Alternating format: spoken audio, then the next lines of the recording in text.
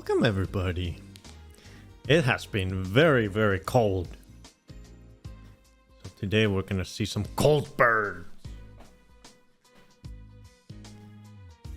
Freddy's eating his supper. Yummy, yummy kibbles. Very, very yummy, yummy, yummy. Here too, but not like that. Yes, it has been the entire week from the beginning of the week. Not that that matters, because I can't go filming birds in the during the week. But even on still on the weekend, it's been very, very cold. It's been hovering just around the minus 30 up here where I am.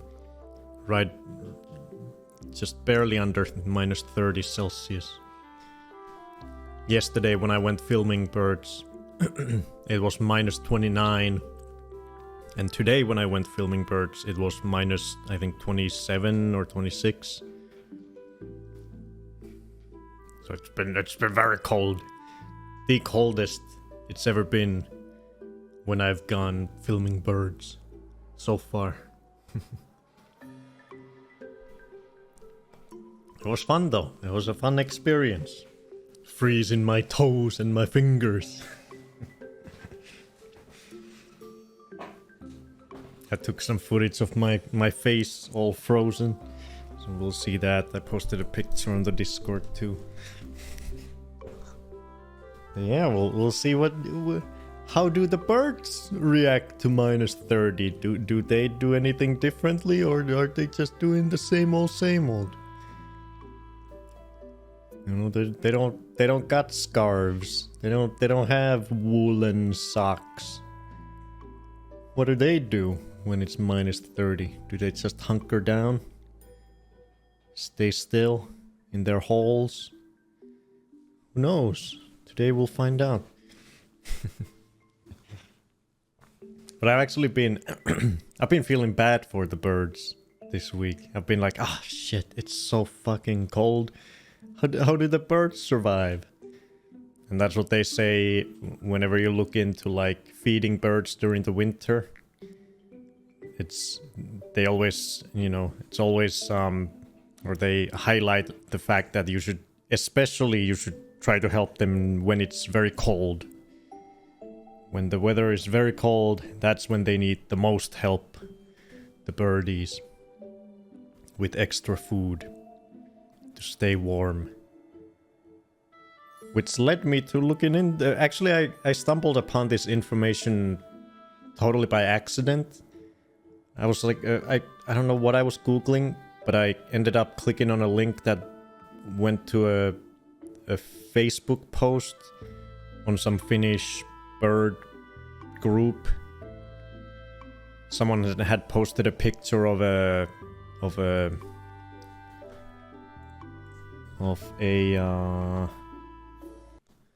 had posted a picture of one of the birds we have here, this guy, the Eurasian nuthatch, on Facebook. And I scrolled down to the comments, and one of the people there said that, hey, who had posted it said that they were on a walk. They were just walking their dog, and they just happened to see this nuthatch bird in the tree, which is endangered. This is an endangered bird. There's not too many of them left anymore, at least here in Finland. So the commenter was like, hey, if you keep going, the next time you go on a walk in that area, what you can do is you can take one of those. Last week we talked about the suet, the animal fat food that we feed birds, which is very nutritious for them, very good. The commenter said that you can take one of those suet balls, or the next time you walk there, take one of those suet balls and rub it against the bark. That way, if the nuthatch is still in the area looking for food, it can eat that food from the bark. because that's what they do. They climb the trees, looking on all the nooks and crannies of the bark, just like great tits do. Blue tit, I've actually seen blue tits do it a lot less. Maybe they don't do it as often, but great tits do it a lot. The nutheads does it. The woodpeckers do it. The tree creeper that we looked at last time does it, very much like the nuthatch, like we saw him climbing up and looking at the bark. So I saw that comment that, hey, next time you go in that area, grab one of those animal fat, you know, bird food balls and just rub it into the bark. And the nutheads can eat it out of the tree the next time it happens to land on that one. And I was like, wait, that's fucking genius. That's genius. Because I've been trying to think, like, how can I personally help the birdies during the cold winter days without having a yard, without having any bird feeders of my own, living in an apartment building. Can't really have like a steady spot where I can give them food easily. So this idea that I just happened to stumble upon on Facebook is perfect. So reading that, I was like, okay, I gotta do that. I am gonna do that. So on Saturday, before I went filming birds, I stopped by the store and I bought this. Oh, you ready?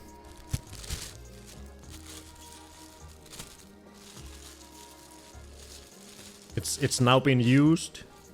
It's now been used on 2 days, so it's half a pack anymore. It was about this tall when I bought it, but it's basically a mix of suet and a bunch of other like peanuts and some type of good grain for birds. The main ingredient is suet. And Freddy has also been like, wait, can I have that? Look at this. Freddy wants it too. Hey, I like animal fat. This is delicious. This is not for you, this is for the birds. Come here, silly goose. So yeah, animal fat, peanuts, and other good nutritious foods, all just packed into a single slab. So what I've been doing, while I've been filming birds, I went to the... Well, actually, I'm gonna explain it as we start watching the footage, because I filmed me slathering this on some trees. But yeah, that's a new thing I started this week. Inspired by that Facebook comment. You can... Obviously, I'm not going to people's yards and doing it, slathering trees. Where I'm doing it in like parks where there's not a lot of houses around, where I've seen these birds be before personally. Like I did it at the trees where I saw the tree creeper last time. I did it at some other trees where I've seen the nutheads previously, and some trees that I've seen great tits often go to. Those are the main birds that climb trees and look for food in the bark, so they are the main attraction. Oh god, let me wash my hands real quick, because now my hands are all oily from the animal fat.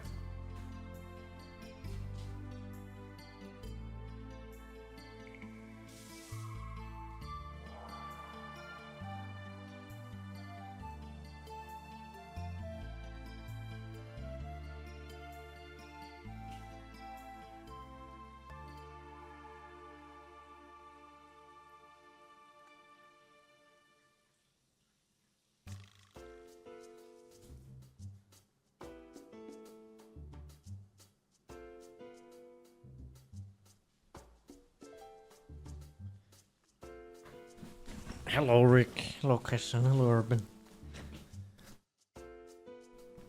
Could you buy one for Freddy though? Yeah, I don't know. I have no idea. I don't think it has anything bad for cats, but I don't... Freddy already has his own food. He doesn't need a stick of animal fat. But yeah, the second I took it out, he immediately was like, that smells delicious. Let me lick that.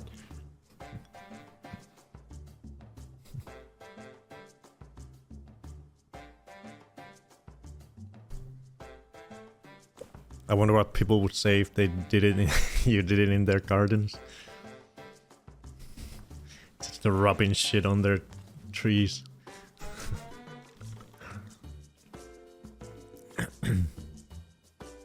Gaming session. I saw some of the screenshots. Yeah.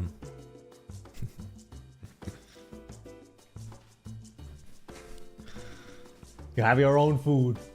The animal fat sticks are for the birds. So we have that. We have I have one other news topic that I need to talk about today. Nothing bad, just oh god, what have I done? What have I done? But I think I might leave that until we've watched today's all the footage. Or maybe I'll say it right now. Oh no. What have I done? Oh god. Oh no.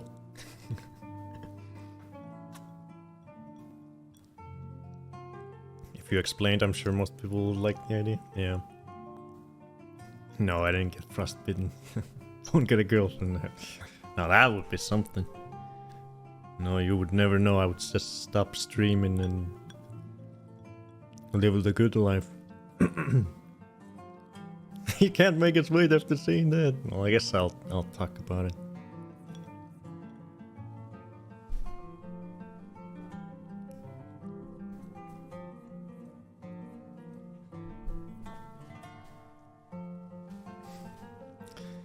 Yesterday, late at night, past midnight, I was like, would it be wise to spend a significant chunk of all the money that you own in the world on a camera that is way out of your league, meant for professionals, and it is way over the top? And my brain was, yeah, that's a great idea. Spend $1 billion on this new camera. Oh no. What have I done? Oh no. Why? Why have I done this? A proper, expensive, professional, mirrorless camera with a big, long 600mm zoom lens. Oh boy, I sweater. Follow your dreams. Yeah, that's what my brain said.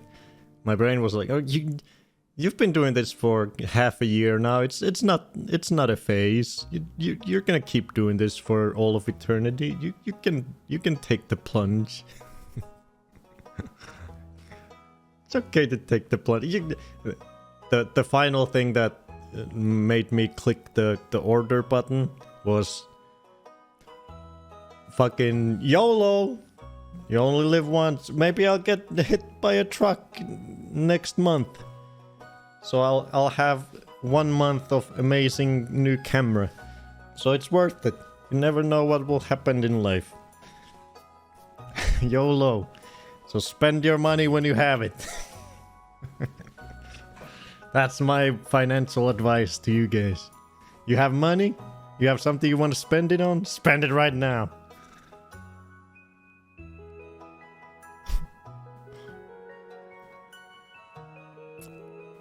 It's a little scary though.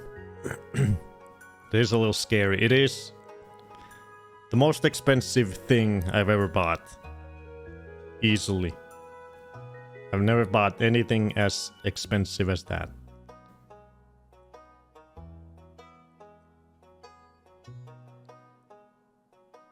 So it was a little. It was like, oh god. I had all the things in the cart in the online shop, and I was like, oh god, the money, oh god, that number is so huge. Oh god, what am I doing? Is this should I do this? Am I making a huge mistake? Oh god.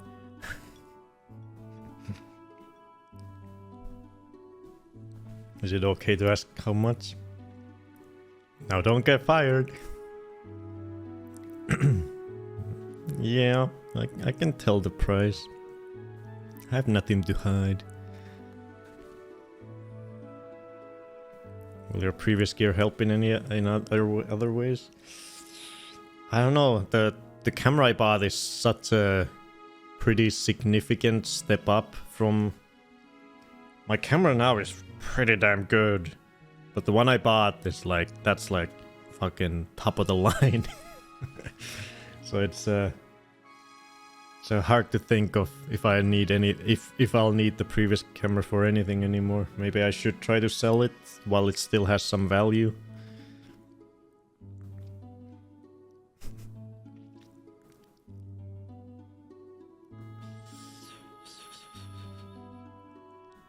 Could have slipped on it. Can you now film ants and bugs? Probably, you know. It's a mirrorless camera, yeah, a hybrid camera that is like top of the line, very much recommended for wildlife videography in specifically. If you are into wildlife videography, specifically birds even, then this camera is like the one you want.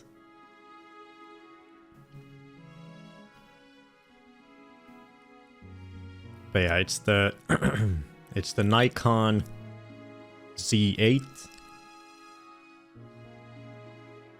and the lens is a nice 180 to 600 millimeter.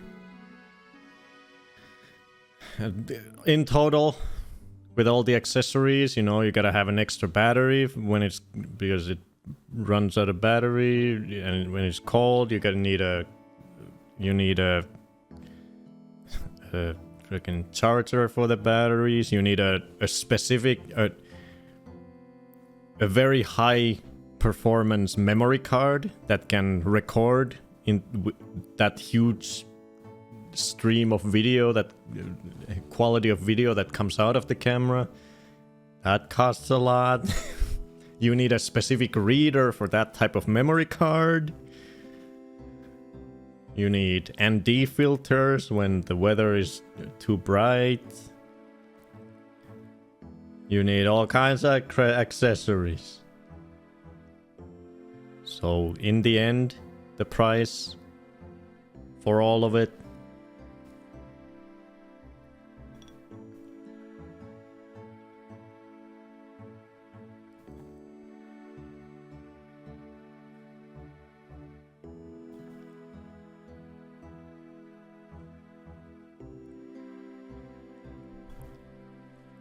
over 6,000.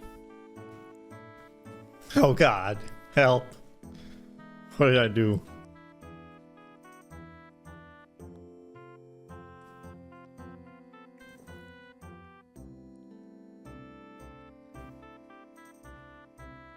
Help me.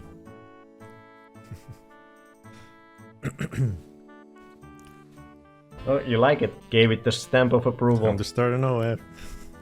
Thank you, Kaisan. Kaisan's paying for my new camera. Thank you so much. Honestly, when I had looked into these higher, one of the main things that attracted me has been attracting me towards looking into these cameras for a while now is the fact that you can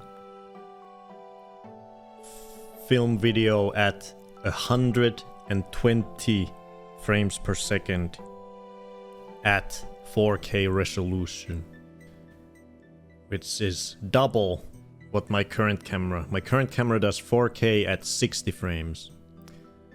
But a lot of birds are very fast. A lot of birds do a lot of fast movements and such. And the higher frame rate you can do, the better. This will be really nice because at 120 frames I will be able to play the video at fourth the speed. So every second of footage I can play it up to 4 seconds with very smooth video. So it'll be super slow-mo and it'll make the birds look incredible.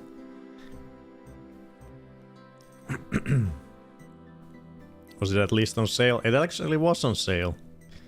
Although it felt a little weird because it was on sale, but it was on sale on like multiple different websites for the same price. Do they do like joint sales, or is it maybe like a manufacturer sale? I don't know how that works, but it was for sale a little bit. Because usually the price is like closer to 5,000 euros just for the camera. But now the camera itself, the body of the camera was like 3,500. So there was a significant sale going on, yeah.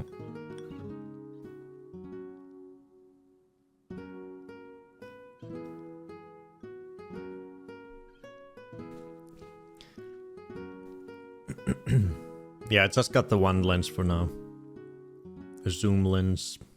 Nice big old zoom lens. So mainly one major factor was the frame rate, so I can do super cool slow-mo. Super slow-mo with the birdies. Then how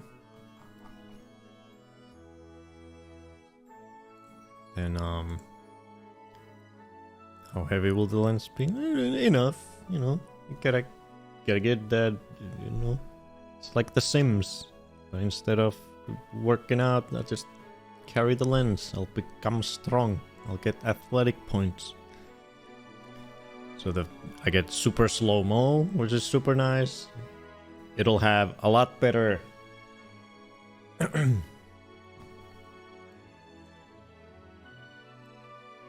this camera has a very small lens.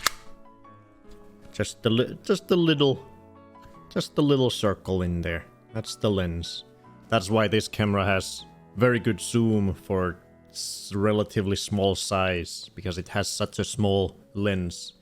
The big lens that the new camera will have brings a lot of different advantages. One of which is it has a lot better dynamic range, I believe is what they call it. Basically, with this camera, if I'm filming at a bird is on a branch. The branch is in shade. There's no sunlight hitting the bird or the branch that the bird is on. And the background is a nice, clear, sunny sky, bright sky. If I now film at the bird, the camera is just gonna blow out because of the background sunny sky, and the bird in the foreground that I'm actually focusing on will be super dark and you can barely see any details on it. It'll just be a silhouette. But with a camera, with the new camera, with cameras with bigger lenses and better dynamic range, the camera notices, oh, there's something very bright there and something very not bright in the foreground, and it can balance those out. So with the new camera, if I am in that situation and I film the bird, it'll balance out. It'll keep the sky bright, but it will also make the bird bright. So it'll look really nice. That's one of the main issues I've had with this one that's been a little annoying. Because a lot of times, especially in the winter, but also in the summer, is when there's a clear sky, beautiful bright sky, but everything, especially in the winter, is in the shade because the sun doesn't come high enough for the sunshine to actually hit anything. So pretty much just the sky is lit up. So everything looks super dark against the bright sky. So that the new camera will help with that a lot, which is very nice.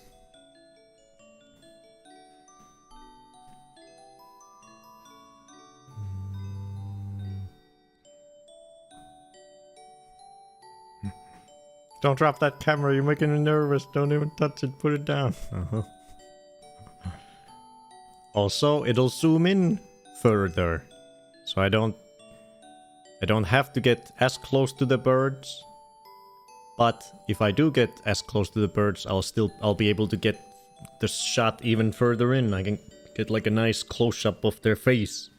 I don't know exactly how much further it will zoom in compared to this, because this is supposedly able to zoom in just about as much as 600 millimeters, but I read somewhere that an actual 600 millimeter lens will natively zoom a little bit further, even though it supposedly both are equivalent of 600 meters. I don't quite understand what native zoom range means, but it's supposedly a thing, and apparently the new camera will zoom in further with 600 millimeters, even though that camera is supposed to have the equivalent of 600 millimeters of zoom, but apparently there's some difference that makes the new camera zoom in even further and nicer. So there's that. Bigger frame rate, better dynamic range, better zoom. Now, of course, because it is a bigger lens, it'll also make it so that, well, and because it's a more expensive, more nicer camera, the video quality, of course, will get a boost. It'll just look sharper and nicer.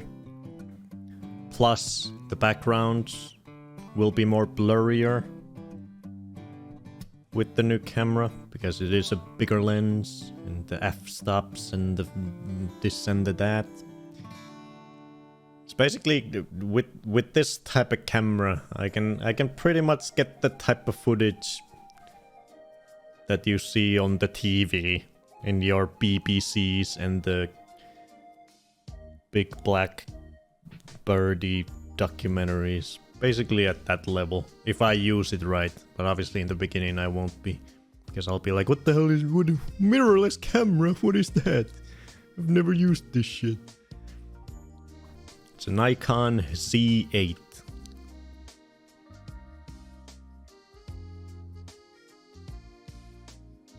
New camera is going to make him look like paparazzi.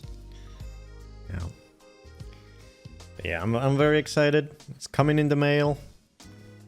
Next Sunday you guys will see it, and you'll hopefully see the first footage I've filmed with it next Sunday. Now you just need an assistant to film you while you stand next to the birds.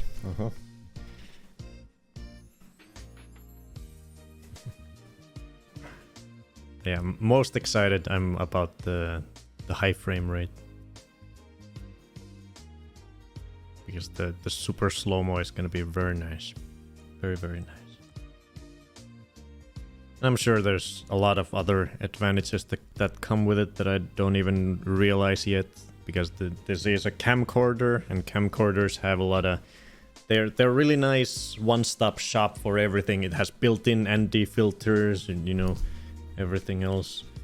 It's just very nice whole package in a single camera body, with no need to mess with lenses and everything, but it has a lot of disadvantages with the smaller lens and everything. I updated barbecue picture in Discord.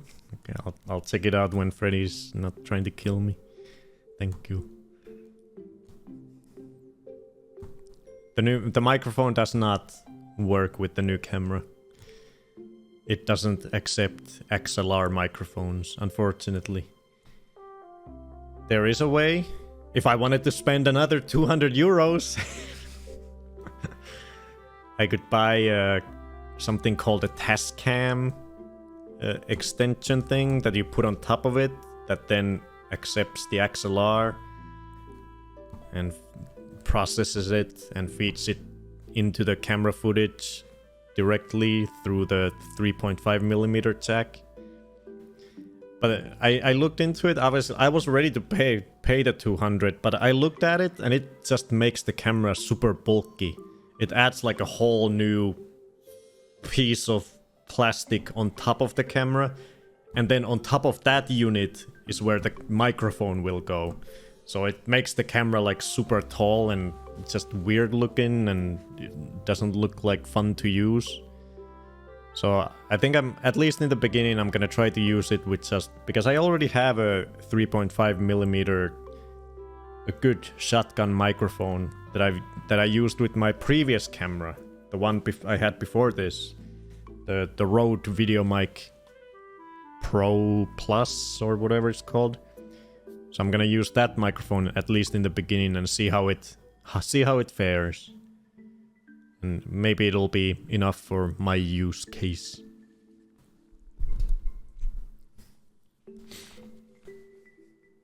You only live once, you're gonna get hit by a truck. Exactly. That's what I said. But yeah. So I did that.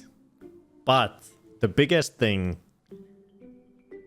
that is now the biggest question this brings to my mind, the internal struggle, and the thing that's gonna make you guys go like, you're a weird man. Why are you even thinking this? What the hell? What is going? How does your brain work?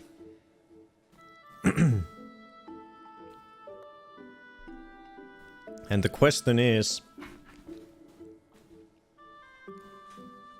do I now even? Because when I bought this camera,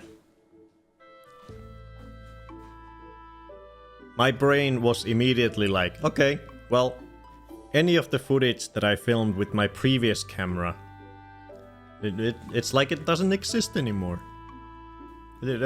What's that video footage? That looks like shit. I don't even want to use that for anything anymore. I'm gonna pretend like I never filmed it. So you see where this is going. I'm getting a new camera. I have been filming with this for 5 months. I've filmed a lot of birds with it. But I feel like when I get my new camera, I'm gonna be like, ew, all that old footage is yucky. It looks like shitty. And I'm just gonna start over. I'm gonna put all that footage into a vault and never look at it again. And I'm gonna pretend like I've never filmed a bird before, and this is my first time filming birds. I've never seen a single bird in the world. I have a new camera and I'm starting over.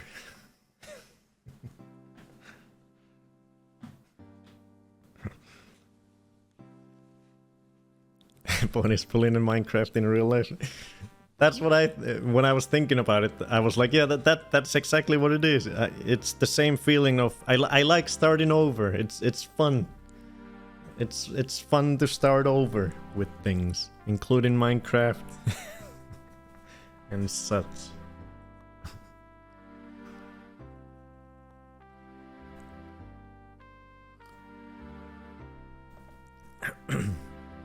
Oh, I know where this is going. I touch. Oh god, Boone.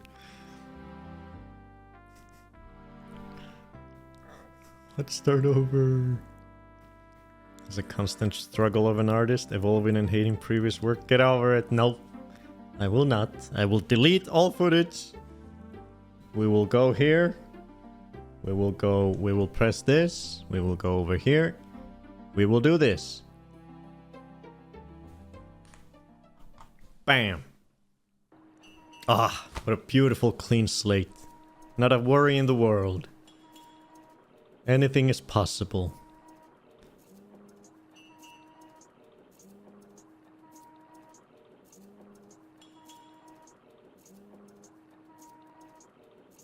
Ah, beauty, grace, the beauty beauty of a clean slate. So no stream today because it's all old camera footage, basically.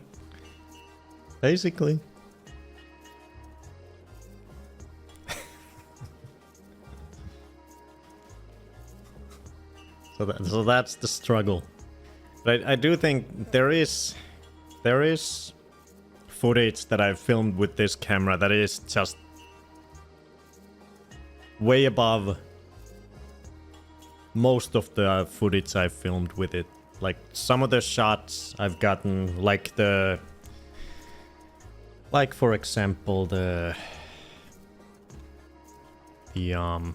all the footage I got of this guy.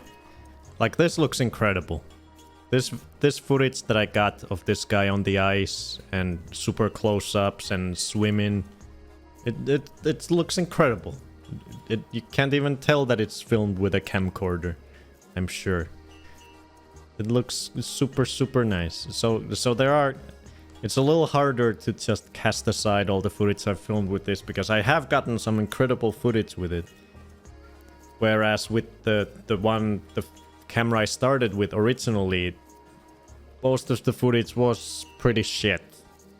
So it was easy to cast it aside and start start from scratch. So I feel like, but even then, I kinda wanna start over. You know, we can start a new server. We can start a new spawn point, and we can do our new houses, and we can mine iron, and it'll be so much fun. But then if I eventually, when I make a video about that I could include this bird in, I can use the new footage, and then I can selectively go back and get some of the really good footage that I got with the old camera as well. But my brain is saying, time to... Boom. Yay, YOLO, start over.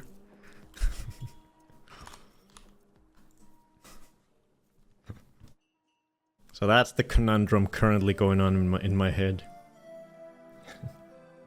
But I don't need to decide yet. I need to decide next week.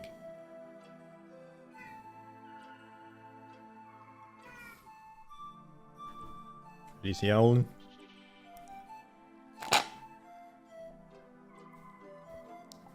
Quickly finish this and we can go to the footage, because I did go filming yesterday and today. I've already decided, you just can't accept the answer yet. I can accept it, but I know that everyone else thinks I'm a fucking lunatic, and will be like, "What the fuck are you doing? What is this?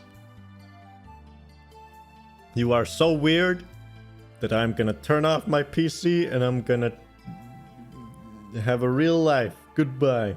That's what all of you guys will say.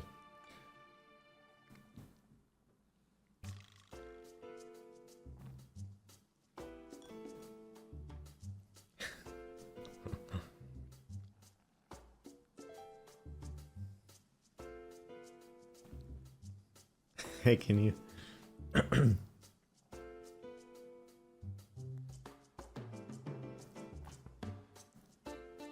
Also, the thing that makes me lean towards that is because it's the beginning of the year. It's the beginning of January, so it's like the perfect time to start over. I can be like, I started in the beginning of 2026, and these are all the birds I've seen this year. Come on, it's perfect, guys. You guys get what I'm, you know, how my brain is working? You guys get the reason, right?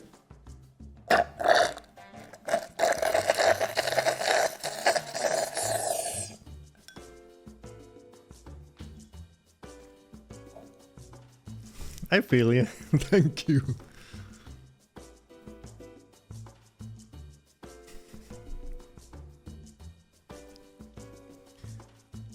This is not the first lunatic thing you did, and we're still here, aren't we?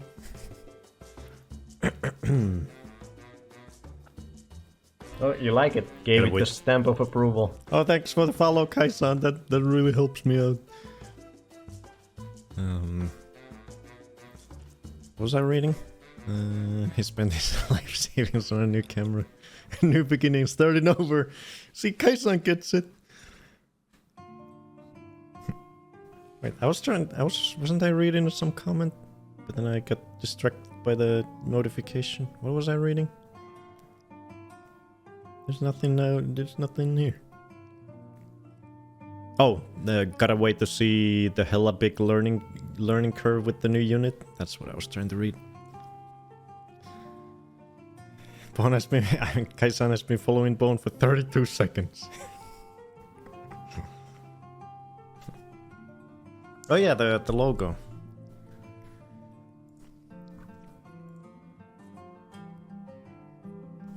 That's not what it looks like. But I love it though.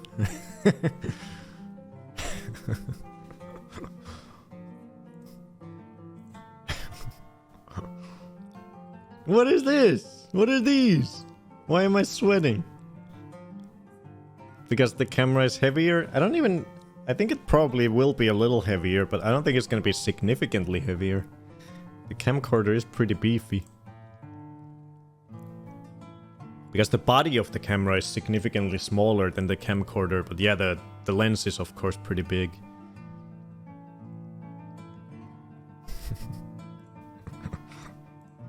It's so heavy. Camera should take over the whole logo. The length of the lens may feel weird, feel awkward. We'll see. We'll see. Yeah, it'll be about... I think the camera will be like this, and then the lens will make it like... about here. About this long. Approximately.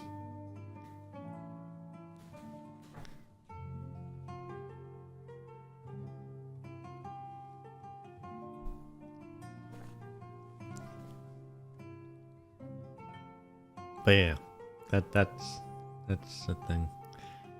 The lenses I was looking at all had brackets to attach a tripod directly to the lens instead of the camera. Yeah, mine has that, yeah. And you can use that bracket to, you know, carry it too. It's an easy little carrying thing.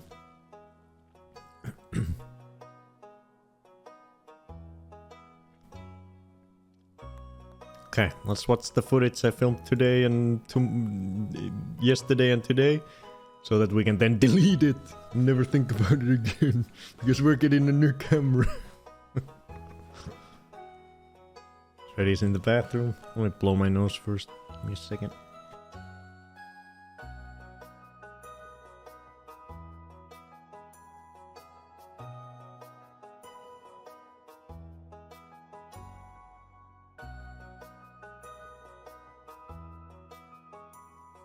Do you have to delete it though? I'm not deleting it. I'm not deleting anything. I'm just joking. But what I mean is that I probably won't be using like 95% of that footage for anything ever. The cream of the crop, the best of the best footage that I've gotten is definitely still usable. And probably won't look that much different from the new camera's footage. Or if I blend it in with footage from the new camera, I bet almost no one will be able to notice that clip was filmed with a different camera, because when at its best, when you're really close to a subject and you got the background is really far away and stuff, this can look about as good as any professional really good camera. But 90% of the time it does not look as good. But there are those... Freddy's gone crazy.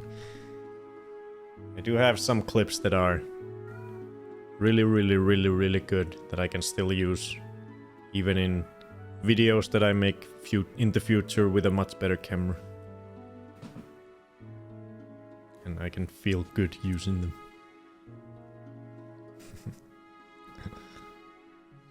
But yeah, we'll see. Barbecue live. Well, we're only 7 episodes in. What is it to start over? We're gonna have, you know, when we look back in 2 years, when we've done 100 episodes of BBQ Al, what is a 7 episode? What is 7 episodes? We started over at episode 8. That's fine. No one will even remember. It's another thing. It's whatever.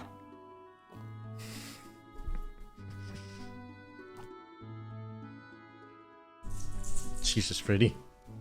I'm not catching your crazy runnings.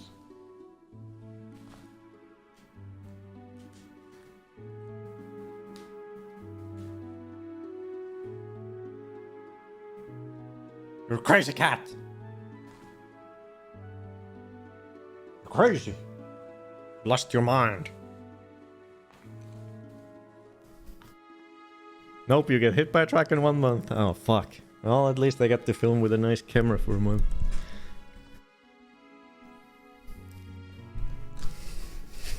YOLO! It is what it is. It is what it is. Let's get to the footage. We have some fun. We have some fun footage today.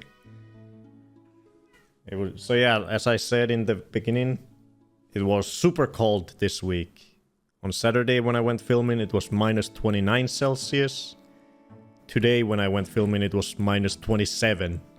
So it has been extremely cold week. And this is the coldest it's ever been when I've gone filming birds. So it was a slightly new experience. Oh my god, Freddy. What are you doing?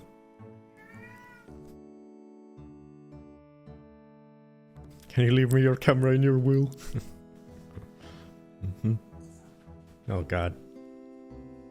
How are we supposed to look at bird footage when you're doing this, Freddy? This footage is much better. Look at this. What if we filmed you at 120 frames? He's going crazy. Oh, there's birds on TV. He's gonna go crazy.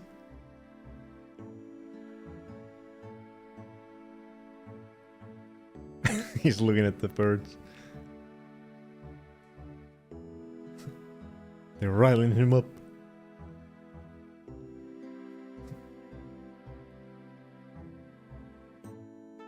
Go ahead, give us a nice spurt of running so we can start watching birds.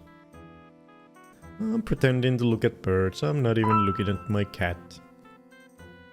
Boop-a-doo-doo, not even paying attention. Doop-a-doo. Wow, look at this footage. This looks nice.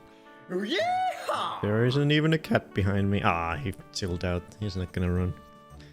Oh, maybe he will. Who knows?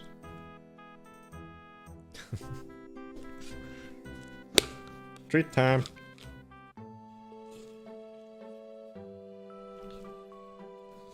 Would be funny if Freddy broke your TV after spending all your money. Oh yeah, you asked if I'll be eating ramen for a year. Nah, I'm fine. I'm fine. I did use quite a chunk from my savings for this, but I still have money. I'm fine. I'll be totally fine.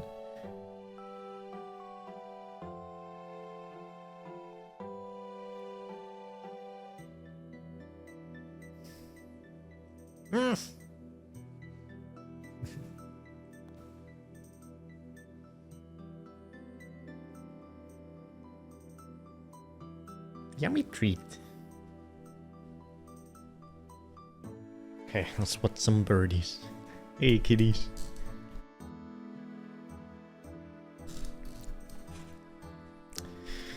Okay. So yeah, it was super cold, and that made this week a little different than previous. So let's see what happened. I show you guys the animal fat food, and I told you guys the story in the beginning. So let's see me doing it in the video. This is the tree where I filmed, or one of the trees I filmed the tree creeper on last week. So when I got the idea of feeding birds by slathering animal fat stuff on tree bark, That's exactly where I went the first... just right away. And did this. This is how I used it. Yeah! Slather that in there. Oh god. And as we're talking about it, Freddy wants it. Freddy. Freddy, that's for the birds. The animal fat is for the birds, not cats. Freddy. It's for the birds, not kitties.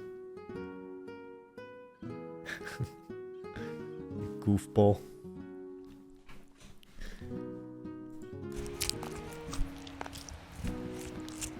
That's how you do. You just slather it into the bark. And then the birds that climb tree trunks in search of insects from the bark, they'll be here, come here and whoa, jackpot! Look at this yummy animal fat. So I picked like 5 different trees and I just lathered, took little spots and just freaking lathered it on. Beautiful. Look at that yummy animal fat sauce.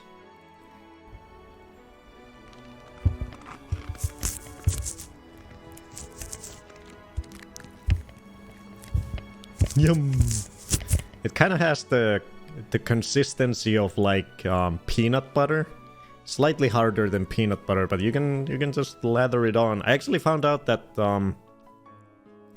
there's something called bark butter.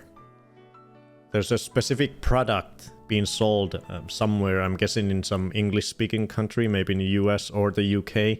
They sell bark butter, which is basically what I'm doing right here. It's meant to be just lathered on tree trunks into the bark so that birds can eat it.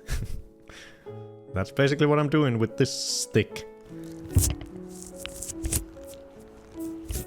Just lather it in there. Look at that. That's yummy. Some bird peanut butter. Peanut butter. I think that might have been the last one I filmed. Oh yeah, then I put the camera down and really lathered on this one tree. So you can really see what it looks like. So now you go walking around here. Someone goes walking their dog and they'll be like, what the hell is that? Someone smeared shit on that log? What the hell were they doing? That's what it looks like.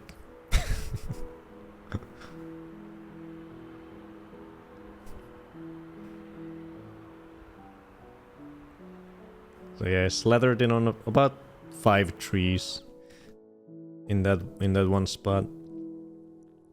So I did that on yesterday, and then today I went to those same spots to see if any birds had eaten it. And you guys will see the results later as we go further in the clips, as we get to today's clips.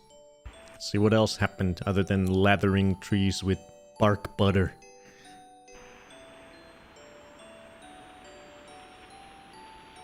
Oh yeah, this was a tragedy, this clip, because literally a second before I pressed record, the magpie pooped. The magpie pooped, but I wasn't fast enough. I didn't press record fast enough to capture it. He goddamn pooped 1 second before I started recording. God damn it. I missed it. I was too slow.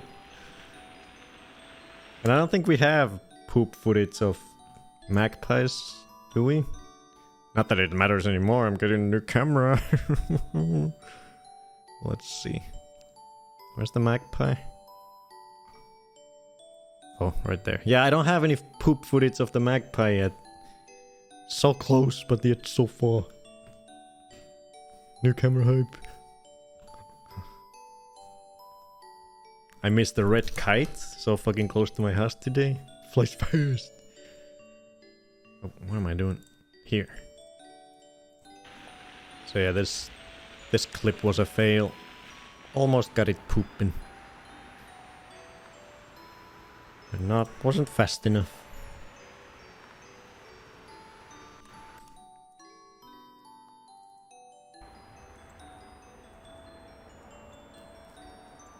Titty. It was like the same height as my house. I wish I'd been upstairs with my phone in hand.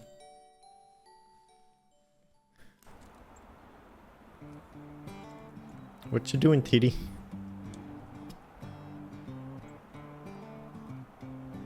Look at that ball.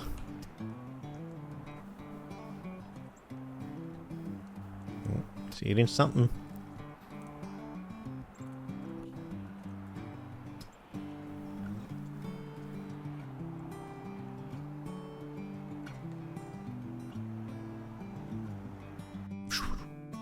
Chunk. Oh yeah, there was a... I didn't really get good footage of this guy, but there was another woodpecker that I saw. He was behind a bunch of branches, so I couldn't get good footage of it. It was just climbing the tree and looking around. I don't think it was doing anything too interesting.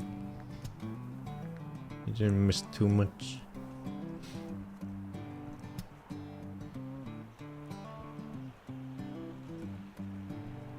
Oh, that's one of the main things with the new camera. I forgot to mention. One of the huge improvements from the old camera to the new is the autofocus.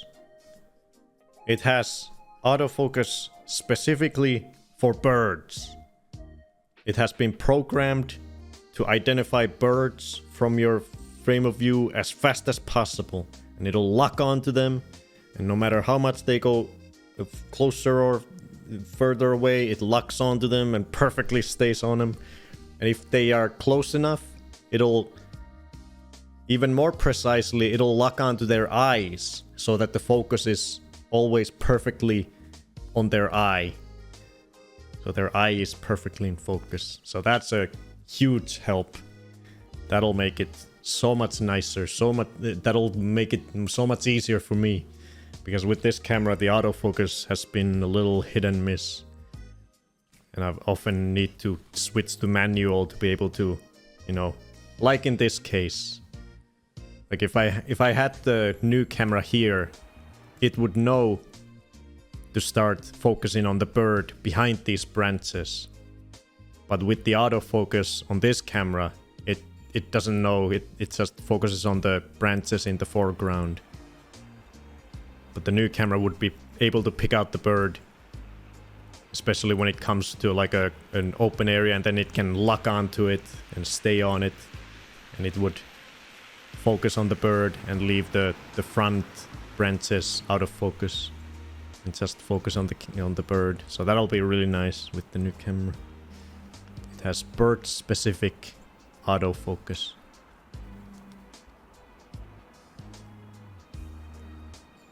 It's really nice.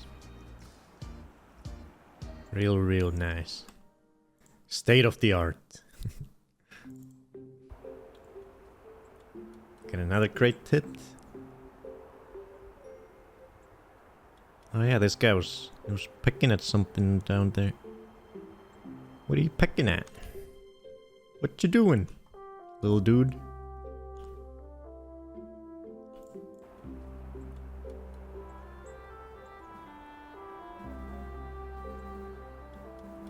What you finding? Is there a big stash of insects in there?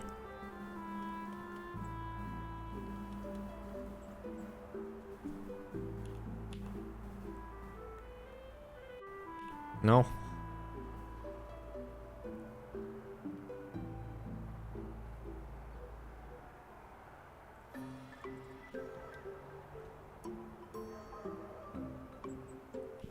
Bye-bye.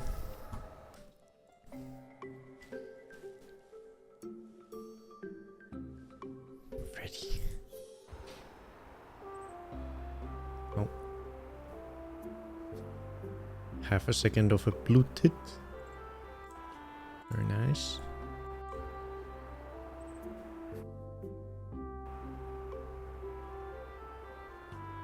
Yeah, this is sort of what I'm talking about with the dynamic range. The sky was pretty clear this day, and the sky was pretty you know, bright. And all these branches in the foreground are, of course, in the shade. So the new camera will make do a much better job of balancing out the exposure, making both the branches in the shadow be brighter, while also keeping the sky in the background bright, so that you can see both of them properly, rather than the background being very bright and the foreground objects being very dark.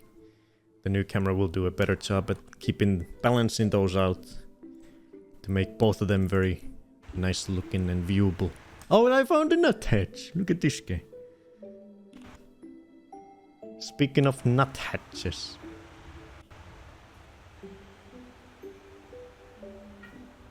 These guys are extinct, not extinct, nearly extinct, or endangered, I think is the correct term. I think this is only the third time I've seen one of these guys. Total. So it's always fun to see this guy. He was just chilling and doing his thing, trying to find insects in the tree. I think I got some more footage of it maybe after this one. Got distracted by this chonker of a blue tit. Look at this guy. That's ready.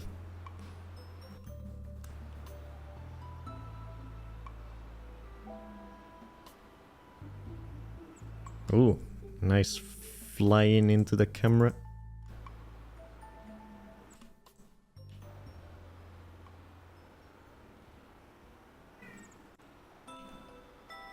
But yeah, basically with the new camera I'll be able to have this speed, but have the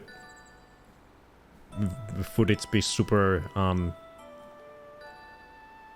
smooth still, instead of a little choppy, missing frames. It'll be very at this speed but much smoother, still at 30 frames per second, because now at this frame rate with this speed it's at 15 frames per second. So it'll be real nice, especially with the flying birds.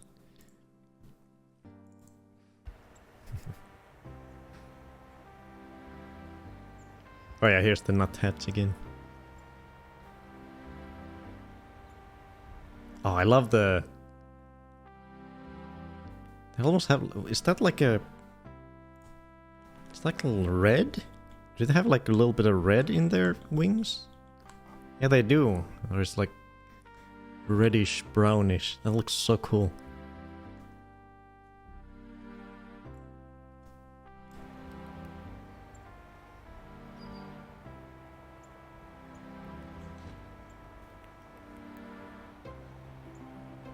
It's pecking into the bark. Oh, I think he found an insect there. Swallowed it.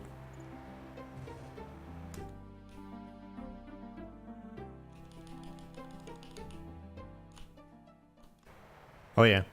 Num num num. I can hear Freddy scratching at something. Give me a second. Freddy.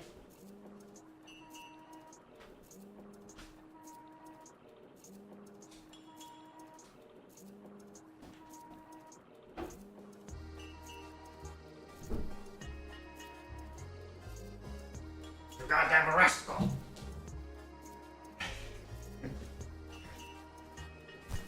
Goddamn Freddy. Trying to get attention. Scratching things. You're supposed to scratch your tree. You're supposed to scratch your tree, mister. Oh yeah? Oh yeah?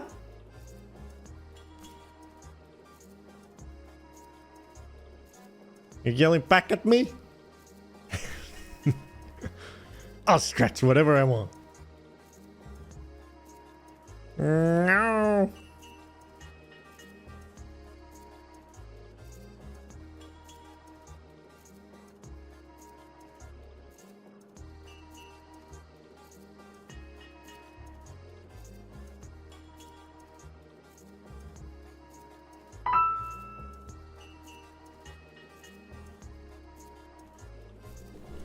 Come creep this tree.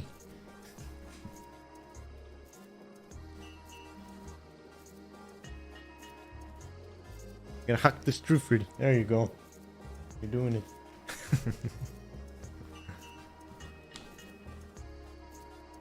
Come on.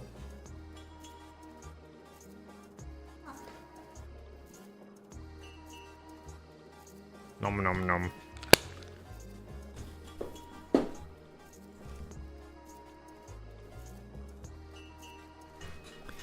Nut hatch. Oh god, this moved. Birds.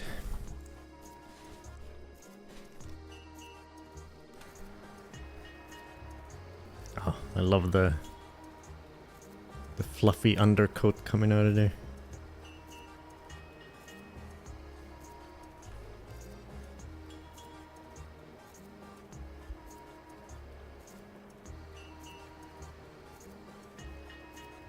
Oh yeah, I was confused as to what it was doing here. It was like went under this branch over here and just sort of sat there for a while looking around.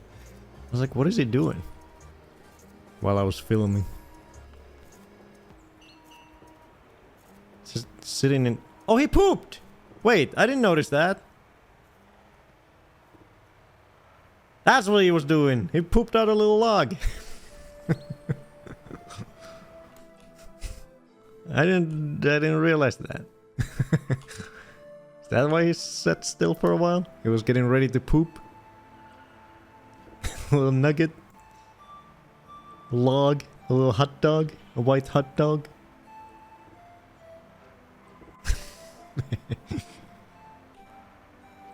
Wow. Beautiful. Do we have poop clips of this guy?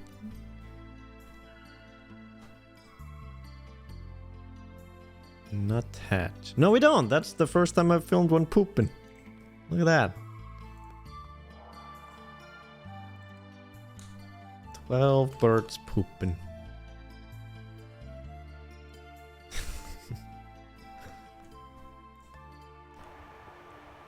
That was what he was doing. But I'm pretty sure he then, in a bit, he moves over here and then sits over here for a while. So I think I don't think it's just the pooping that he's doing. I'm not sure what, if he's just looking if he can see insects from below, or what he's trying to do, or maybe it's just taking a break. Maybe it's just frozen from the minus 30 Celsius weather, and he's taking a little break.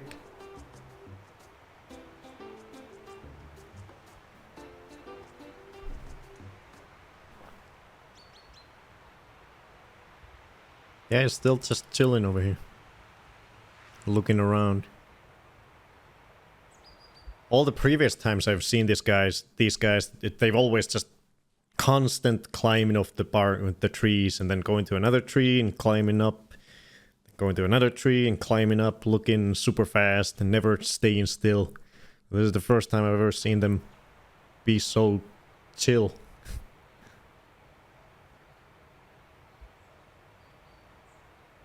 Just sort of hanging around at the bottom of the tree.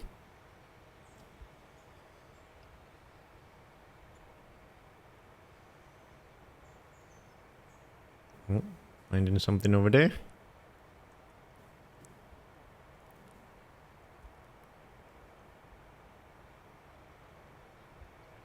Num num num num num. Found something. Jackpot. And then it just sits down there. Just like he did over here. Oh, no. Still finding something?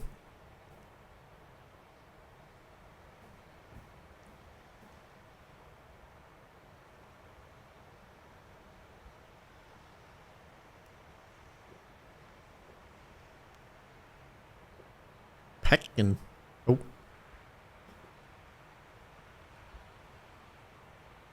Now I think he sits still again for a while. Just looking up into the trunk. Guessing he's looking for if he happens to spot any insects moving around in the bark. Feels like he wouldn't be able to see much from just one vantage point at the bottom though. And then he starts doing his usual thing, which is climbing and looking around.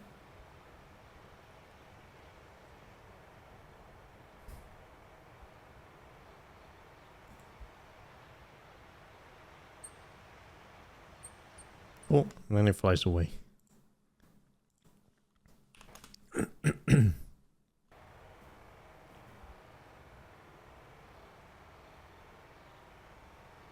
Let's see that flying. Come on. Oh. New. New.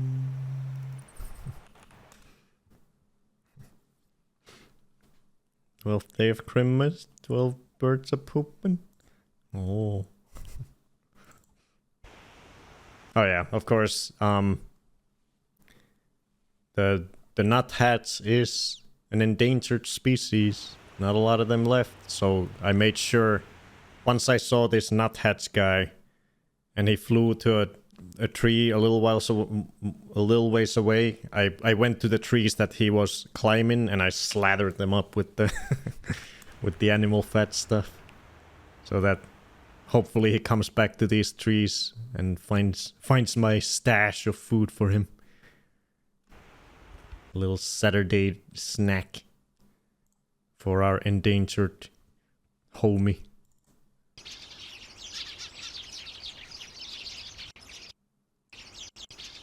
Wait. Give me a second. So this was wild. This was... I could hear these guys from quite far away. In this fence bush was the loudest racket of birds ever, as you can hear. There was quite literally like probably 50 plus small birds. It was even hard to see them, but you could definitely hear them all.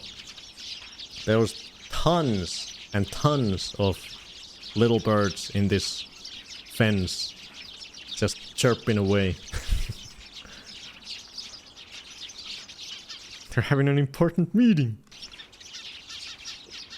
The very cool thing was, unfortunately, I kind of fucked up while I was filming.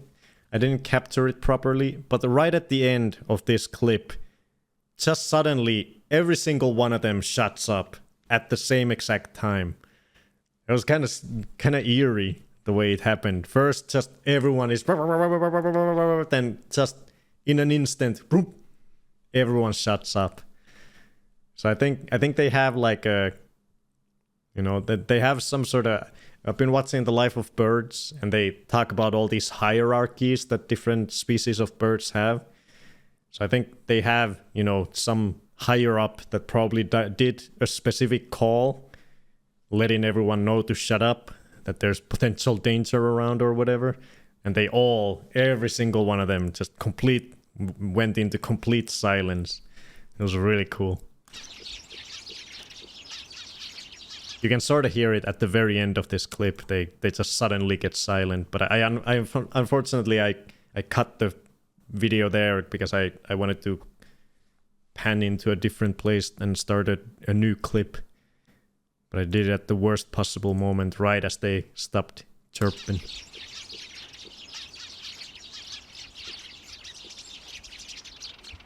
Yeah, you can kind of hear it there, where they just suddenly the sound just ends.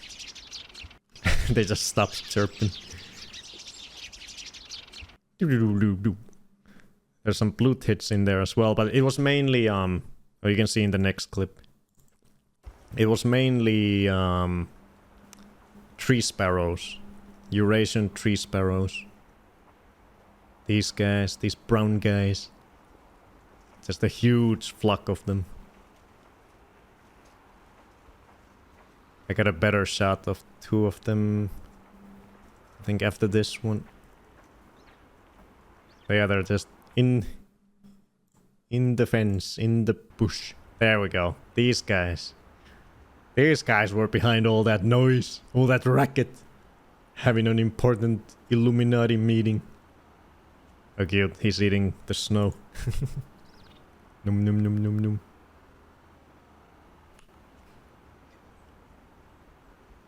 Yeah, there's tons and tons of them in the same spot. Just a huge flock flying together.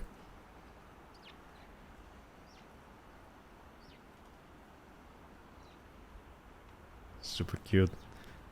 They probably knew you were there. Yeah, that's why they stopped chirping.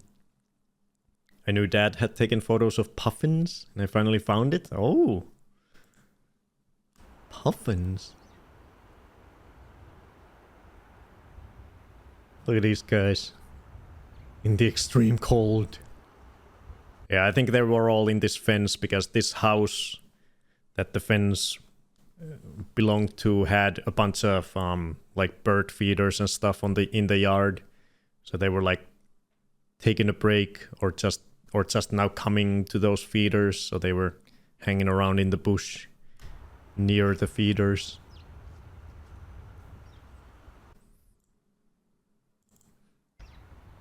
Oh, here's one slightly more close up. Look at how puffy it is. Oh my god.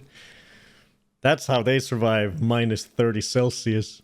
They become freaking chunkers. Look at this guy. God damn. Here's a ball. Perfectly round ball. With a little head looking around. So cute and fluffy.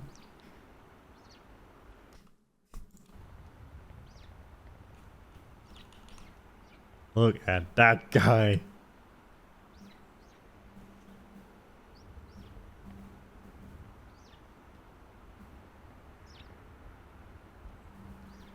So fluffy.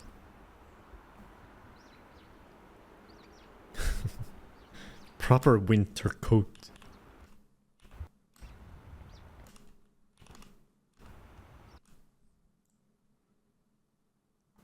A second.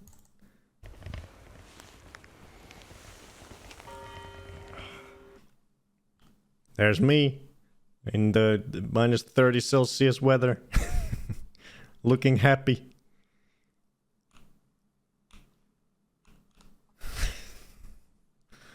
Am I cute and fluffy too?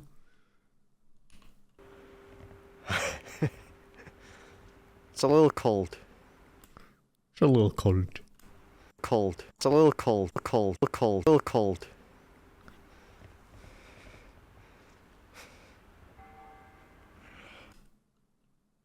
Ice in the eyes. Yeah, my eyelashes are frozen.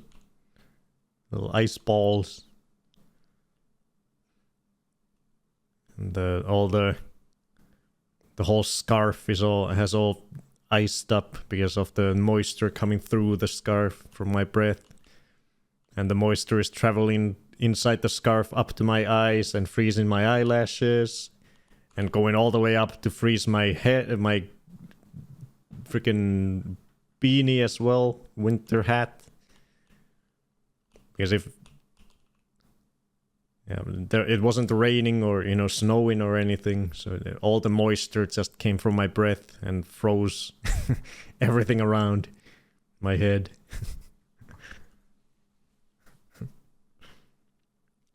How runny was your nose? Always time in always time in the cold. It was pretty runny, yeah. I always have some paper, so I blow my nose every now and then, but yeah, it gets runny really fast. So I'm just sniffling the entire walk. Somehow this pic is more insane than the whole new camera thing. Why is this insane? Cold. Oh, that's another advantage of the new camera. It's like fully weather sealed. The entire camera plus the lens are fully weather sealed. You can literally film with them in the rain. And it's totally fine. It's completely sealed from water. The entire camera and the lens. So you can perfectly fine, just in pouring rain. You can go out and film with it with no problems, which is pretty epic. Pretty epic. I saw some footage of people filming with them in like some sort of swamp, and they literally just had it on the muddy ground, and their entire camera was just full of crap, mud and water and everything, and they were just filming with it. That's how durable they apparently are and weather sealed. So that's pretty cool. Don't have to worry about that at all. No, within reason, of course. I can't dunk it in water or something, probably. Maybe I can. Maybe I will. Film some fishes. But yeah, it was cold. It was minus 29 when I filmed this bit. Almost minus 30 Celsius.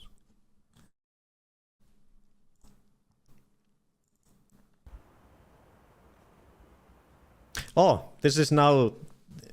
We have now switched to today's footage. Snorkeling footage when? So this... I went back to the spots where I had lathered the trees with the bark butter. I went to look if any birds had gone and eaten any of it. I think from this tree it doesn't look like much of any of it has gone anywhere. So I think I go to the next tree.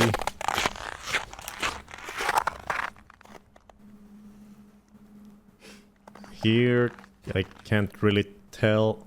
I think these were pretty small blotches anyways. But this one, look at that! Oh, someone definitely ate this one. Someone definitely came and ate this one. I left a proper slathering of stuff on there, and now there's a lot less.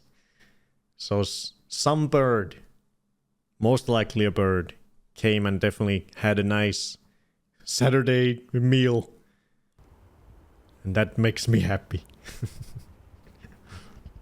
They got my food. Let me see the footage I got of that spot when I had lathered it on. I think it was this one. Open it with the different media player so we can look before and after. Ah, loud. Embers.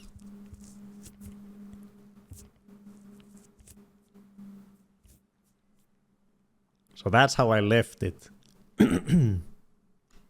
and this is what it looked like the next day. Look at that. Someone had a big meal. Or maybe multiple birds. God damn. He ate all of it. Pretty much all of it. He licked the plate.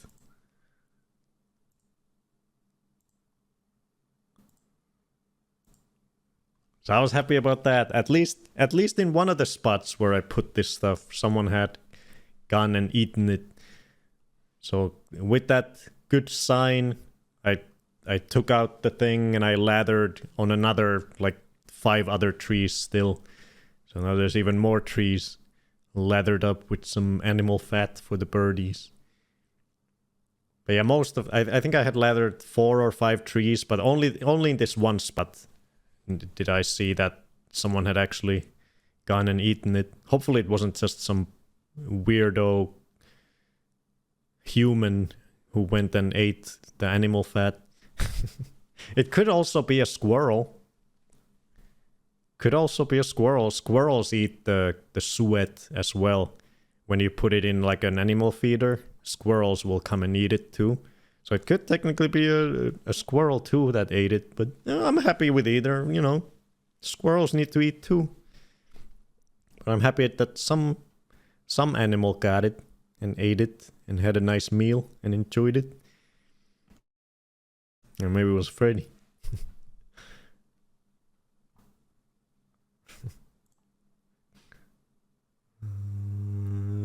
Where were we? C270. 270. Okay. So yeah, that was happy news. Someone had eaten it. Found it. Someone found it. Someone found it.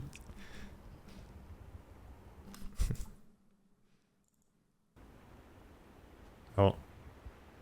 So another magpie in a tree. Filmed it in case this one pooped like the previous one. Let's see if he pooped. I forget. I don't think I at least noticed him pooping. But you never know. This would be a nice angle. Perfect angle for the pooping. Any poop coming out?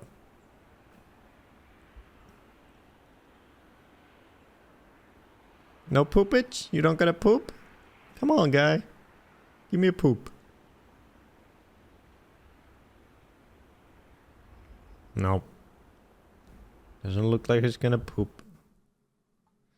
Oh yeah, I think I went on my knee. I was trying to get a more comfortable so I could film him further, but the second I took a knee, he flew away. So that's where it ends.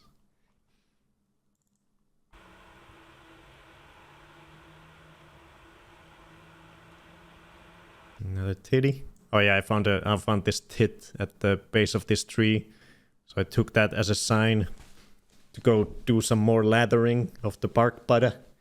So I lathered it on this tree and a couple other ones in the surrounding area so that this guy can come back and eat some animal fat.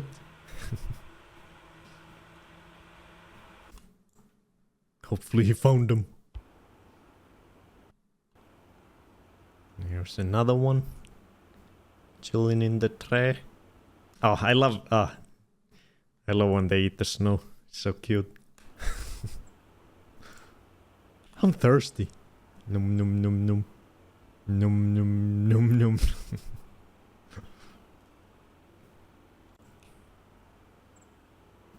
Look at that snow eater.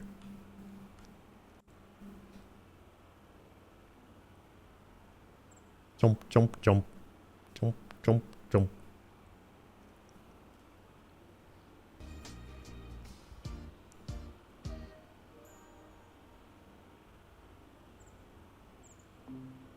Are you gonna give me a poop?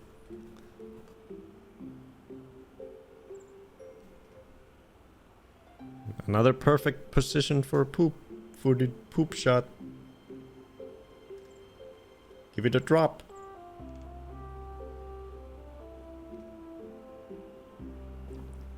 No.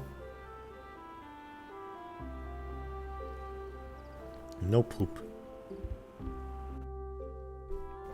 Bird ice cream.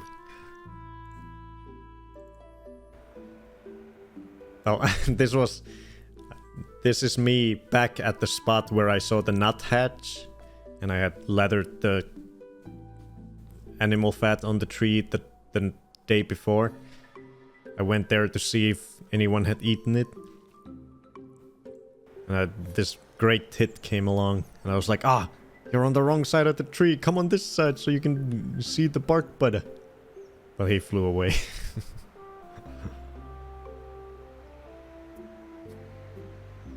Has Freddy enjoyed the bird footage? Oh yeah.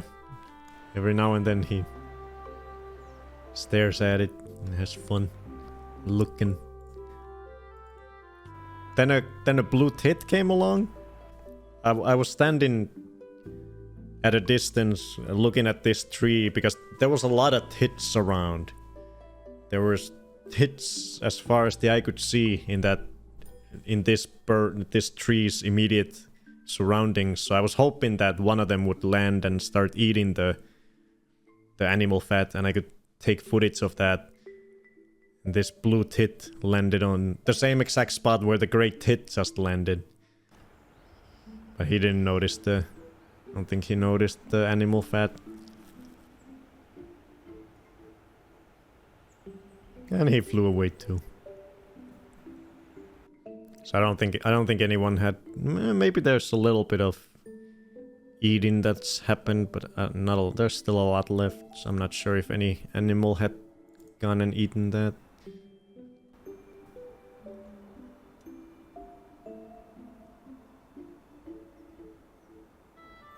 There's some titties and a tree sparrow and a blue tit under a feeder.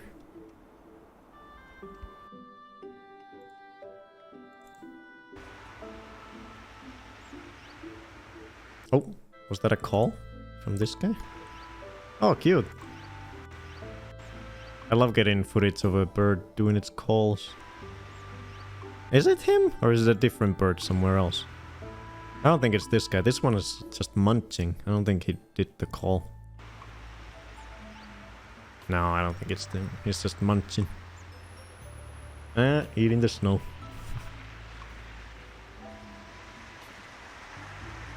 Oh yeah, there was another bird here. He was probably the one who did the call.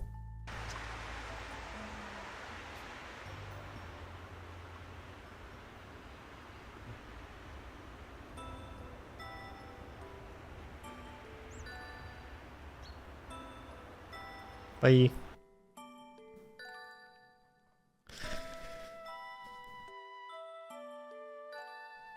How's all the footage I got this weekend? Not a lot. I think the birds do. A lot of them probably do hunker down when it's this cold. So I didn't get any new birdies this week. No new birdies this week. It is the first week where we didn't get any new footage or any new birdies on the list. Which is why it's a great time to start over, am I right? Hey, Huck. Oh wow, I'm late, but I figured we'd only have just started. So that was this week's adventure. From the footage. I fed birdies for the first time, and also went filming for the first time in extreme cold, -30. Birds are more sane than you. I saw one bird, but it was fabulous.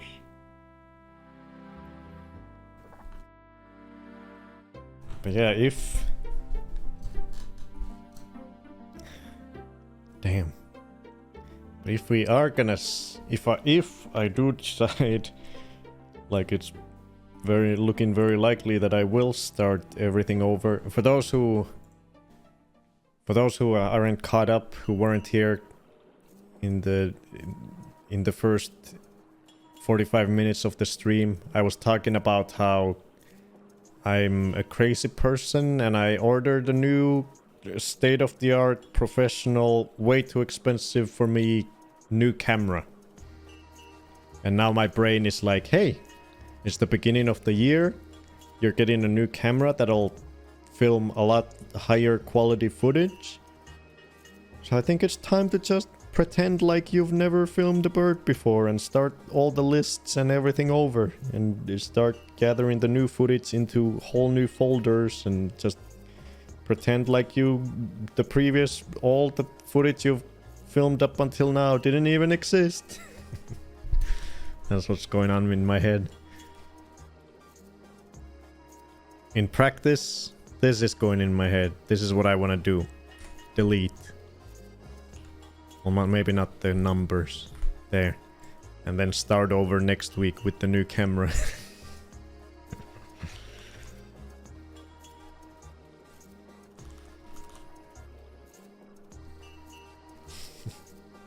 What, Embers? You don't think my brain works correctly? What's wrong with it? It's the beginning of the year. It's, you know, it's like Minecraft. It's fun to start over. You start a new community in a new area. You make a new house. You get your iron. It's so much fun. I understand you wanting to do that, but I don't understand actually doing that. Iron birds.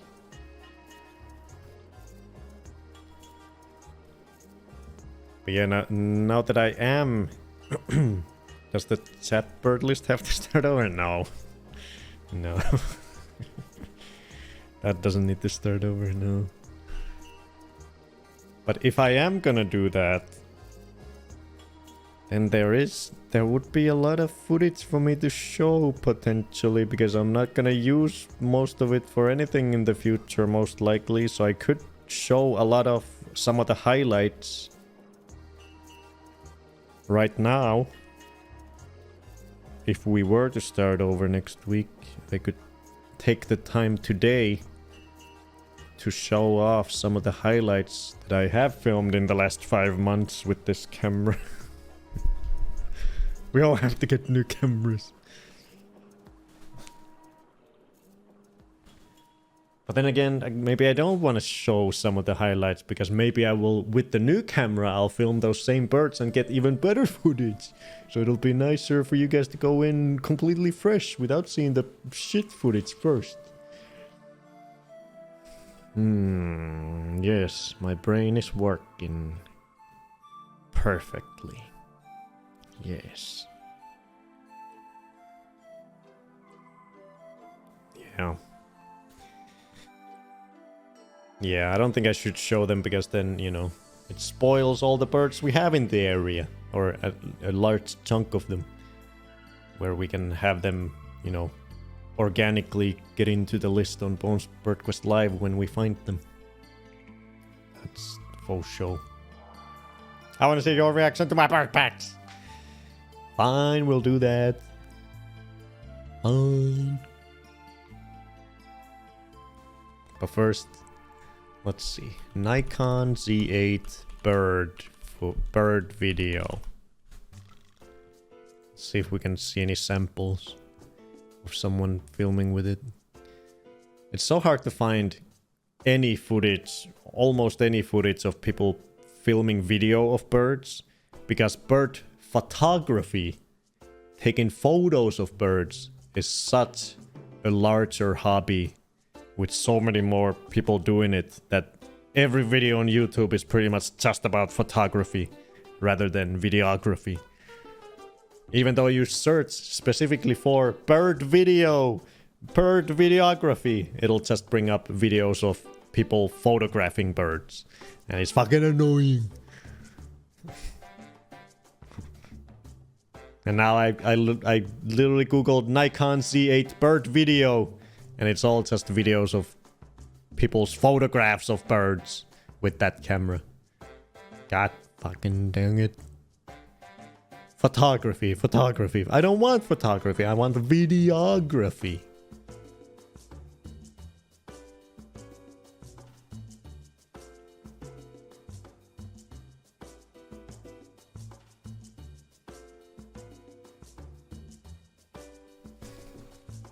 You can blaze the trail. Hell yeah.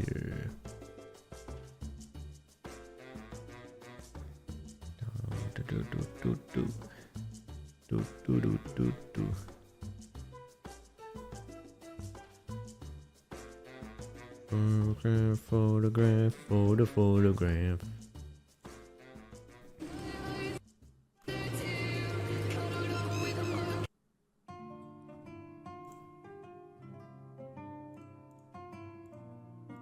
Yeah, that's a bad example. Oregon Trail. Look at this photograph.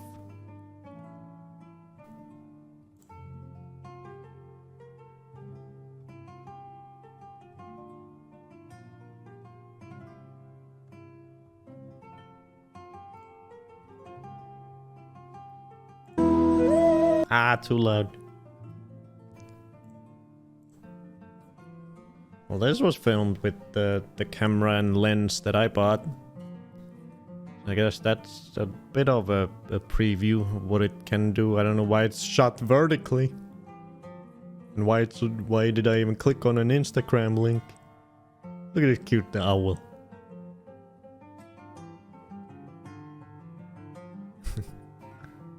Shake it.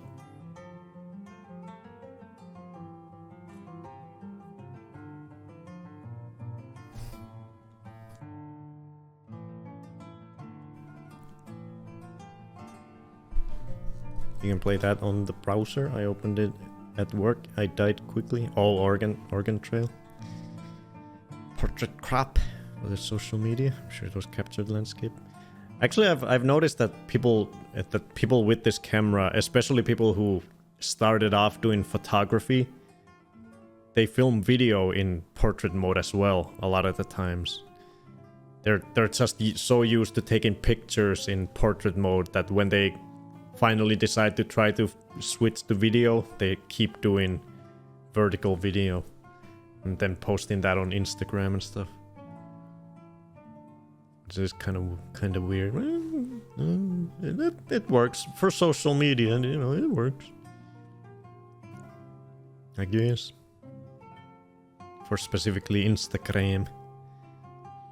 Or like TikTok. I have a new colleague who might enjoy playing that with me. Guess are going on the trail together. Okay. Okay, before Sweater kills me, let's jump on over to the community birdies. We have one new avatar on the list over here, which is Nell. Give them Nell. Joined the list of bird people last week, and we have 43 birds as of last week. Wait, isn't your stream camera right now a mirrorless DSLR? I think it is, maybe? It might be, yeah. Something like that. I don't know if it's a DSLR or just mirrorless camera. I forget which one it is. Yeah, when the books are booked and nothing else is happening, why not play some OT? Ain't that right? Damn, he's hoarding camcorders and cameras. Well, the stream camera, I never want to move it because it's annoying to set back up for the streams. So it's always just in that one place. Unless I'm doing a special stream like the Freddy's birthday or something, then I'll move it to the floor. But then I'll immediately move it back to where it always is. I don't like moving it around. Because it's connected to the PC and everything. Yeah, community birdies. Last time we got a bunch of birdies from Nell. I think we got the blackbird, got the chaffinch. I think we got the cormorant I think was the week before. And the ducks and the herons and the ibis. Let's see if we got some new birdies. Or just new bird photos in general to look at. I like birdies. Let me quickly scroll up so I don't spoil myself. Let's see, where were we? Okay, we looked through these were Nell's birds that he posted last week. What was this guy's name? The trumpeter swan. Which I hadn't heard before. I had only heard of the whooper swan and the mute swan. This is a trumpeter swan.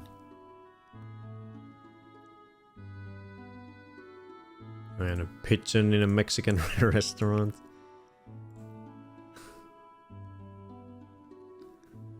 Just a couple of little birdie boys. I'm having dinner. Just doesn't feel right that chat birds don't restart too. Rick. Trying to get me killed. You just want to see the backlash.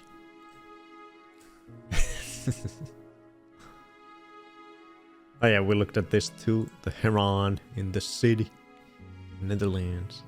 I wanted to restart. What the hell? Why do you guys want the chat thing to restart? What sense does that make? What's the reason? What's different? What would be different next week?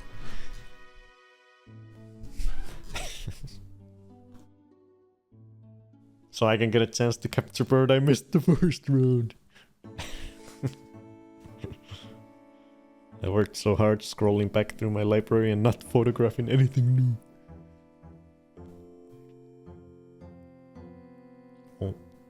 Did we see these last week? Oh yeah, we did. And this guy, the jackdaw.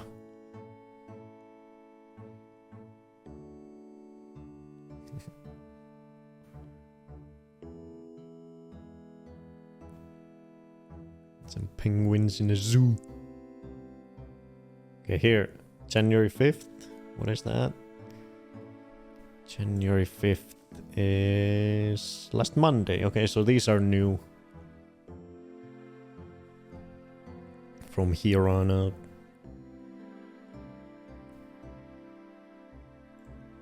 Kaisan found some more jackdaws. I love jackdaws. Jackdaws are some of my favorites. I have some pretty funny footage of them.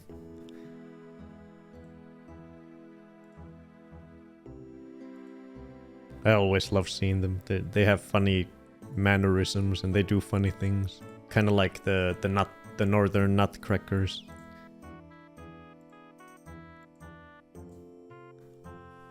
I like them too. Zoom in on the beak in the first pic. Oh, he's got something. He's carrying a piece of snow? What is he doing?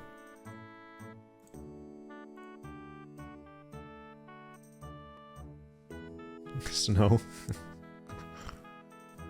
Maybe he thought there was something to eat in it. He took the whole thing. What the jackdaw saw is a fun book with sign language. Ooh. Jackdaw. Jackdaw. The little foot lifted up. So cute. Doing little steps. Little marching. What's the point of starting chats birds over when people just post all pictures anyway? Yeah, people can just repost all the ones they've posted so far. Start over with only newly captured birds. So good. Hey, see that? That's a bit more compelling. I can kind of see the logic in that one. I do see the point. I see that point. That's a point. Towards sweater. But how am I supposed to know what photos are new and what are not? There's no way for me to verify that. Trust. True. But also, where would I would have to somehow enforce or at least inform people about it, that we only accept new ones. I don't know, it seems a little complicated.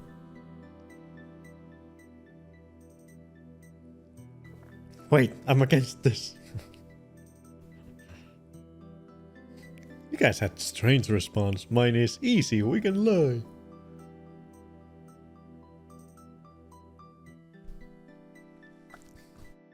Because if we did that, someone would, without knowing, would post some old pictures, then we would put them on the list, and then a couple weeks later they would be like, oh, we're only supposed to post new pictures? And then I'm gonna be like, yeah, I'm sorry, now we gotta remove all these birds that you posted, and then they'll be like, I fucking hate you guys, and then I have to ban them, and then there's gonna be drama, and it's gonna be a whole ass mess.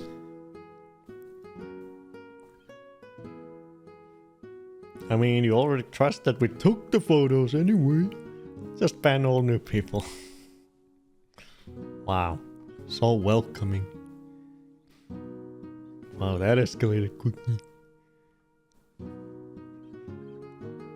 I saw a cardinal in the backyard, but after I grabbed my camera, it was gone. Sneak peek. Oh, is it Blue Jay? Blue JJ? Look at your camera. Did you spend a fortune on this one? All of your life savings? And a little bit of your husband's life savings too? It's got a menu button. That's pretty expensive. I wanna win at birds. I wanna be a blue jay. There it is. Look at that. Look at that guy. Now that's a beauty. Now I bought I bought a refurbished model for like 400 a decade ago. I look good in photos.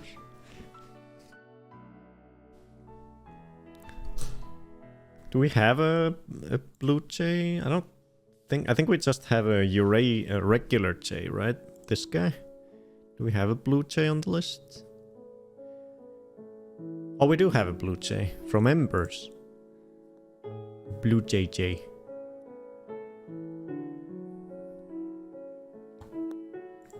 Blue JJ.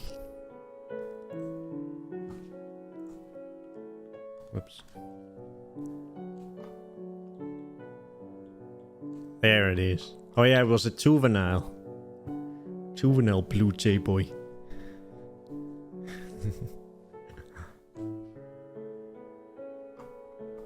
Heat pump.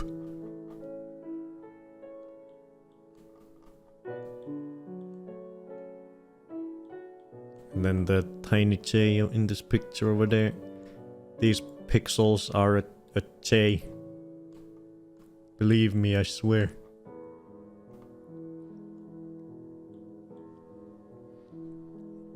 I think everyone that takes a bird pic has to also be in the picture so we know it's not fake. It's true, we do know what everyone looks like. I have a super basic model, Canon T5 with 55 250 zoom lens. That'll do. It's a beauty. Blue jays are gorgeous. I like the little tuft of hair.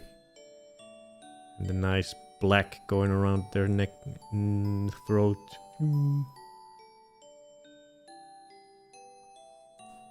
Gorgeous. This picture was taken through my kitchen window. Looks like he has his pen stuck in his butt.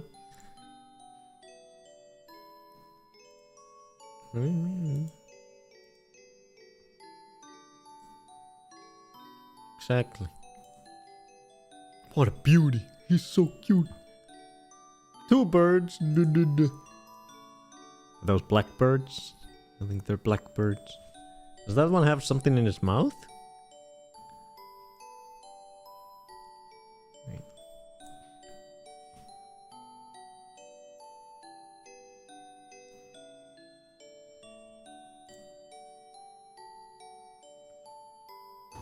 Oh, Jesus. Ah. Knocked over my stream deck.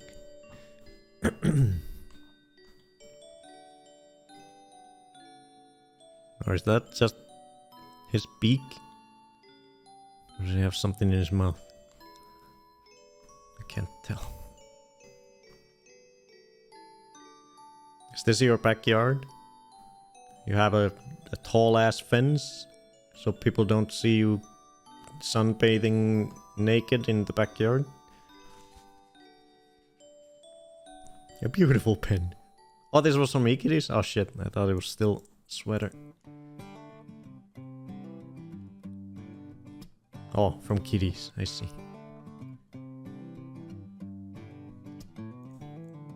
Wait, where'd this one? Where'd they go? They disappeared. Is this a Where's Waldo? Oh, up there. That one almost looks like a shadow. Like it's a shadow being cast onto the building in the background. It's just this perfect silhouette.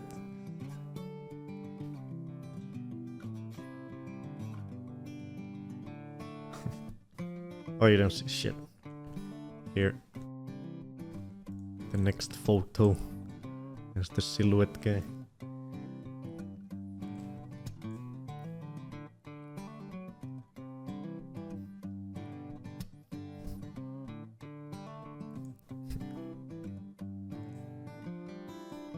Oh, there was more. Yeah, it's gotta be a blackbird. Another silhouette. Does look like a shadow. Look at them plants. Look at that snow. I want plants and snow. I want a yard. I ain't getting no yards if I keep buying fucking professional cameras and spending all my savings. You can use my yard.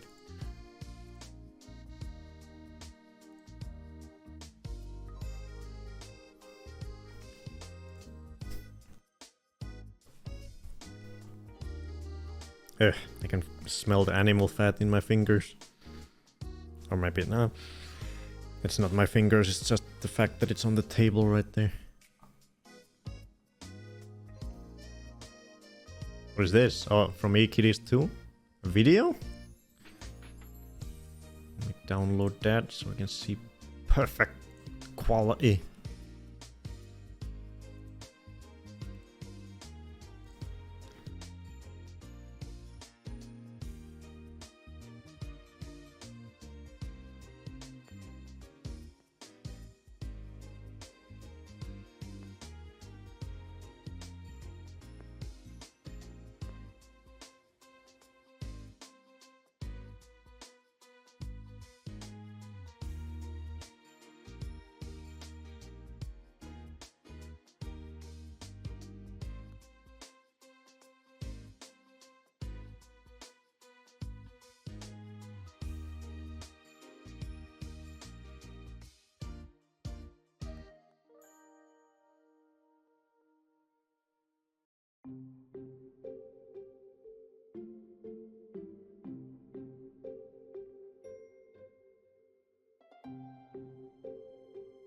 And I'm muted.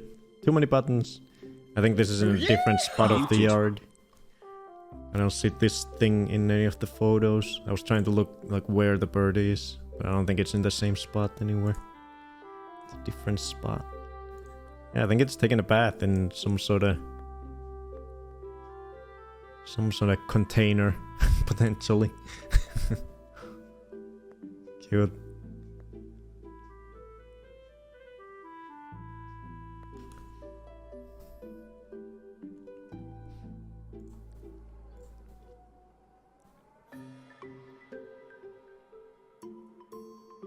Puffins from Shetland Island, taken by my dad about 15 years ago on one of his sailing adventures.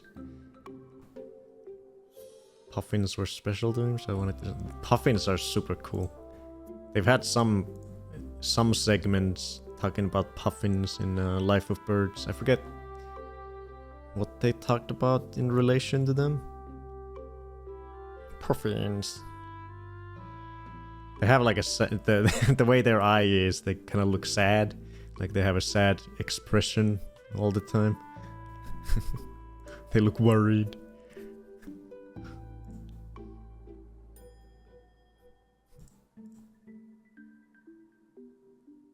Very cute. Almost like a... kind of look like a mixture of a parrot and a penguin and a duck. Weird birds.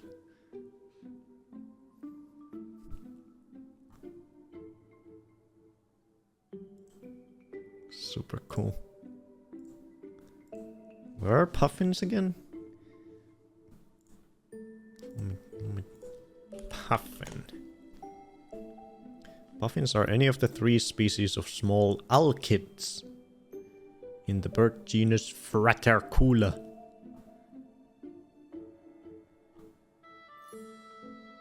Atlantic puffin. Oh yeah, they're up there above on the coastline. Coastlines of Norway and Russia and the UK. And even down to the Spain and Portugal. So they're all along the coast mainly, looks like. Or the Arctic puffins.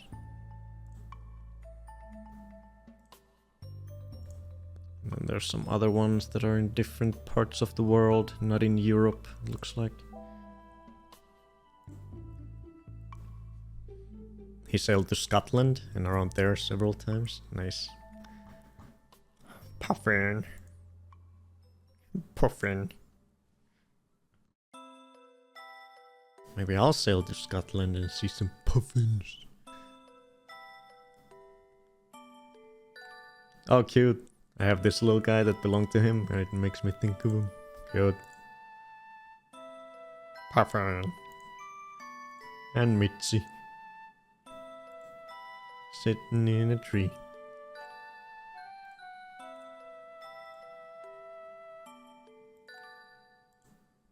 Bosh.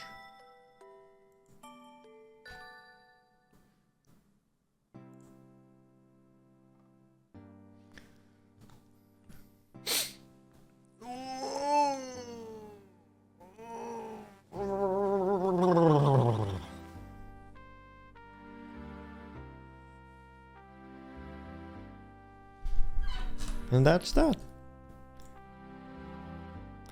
No birdies to my list, nor your guys' list. But we had some cute footage and cute photos. And next week we'll all start over from scratch. Woo!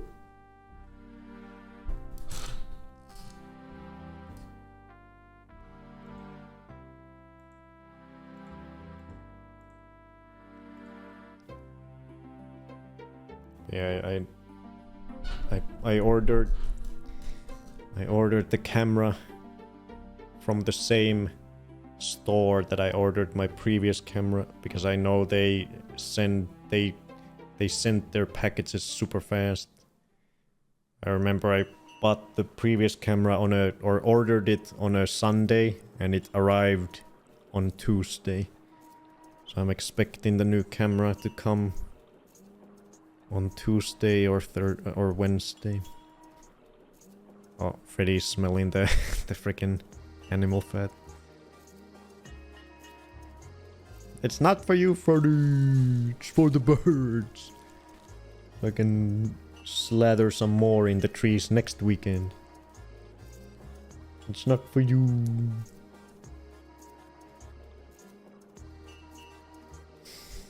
Can I have some? Please. No. Do they do trade-in? You can see if they do store credit for the camcorder. Maybe they do. Yeah, because, you know, I think they do. Well, actually, I don't know if they... But I do know other web stores that sell used cameras. So maybe I can pawn off the previous camera to them. Now what do? We stream over? Unless I can come up with something to talk about or do or say. I don't know. You can't have the animal fat, Freddy. It's for the birds. Not for you. It's not for you, Freddy. You're already faring well this winter. You don't need the extra nutrition. I know you can smell it. I can smell it too. It's not that bad of a smell, but it's not that great either. I would rather not be smelling it, but I don't care to take it away right now.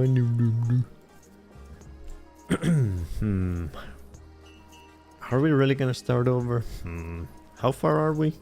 How many birds do we have? What birds do we have? Okay. Okay. Yeah. We do have birds.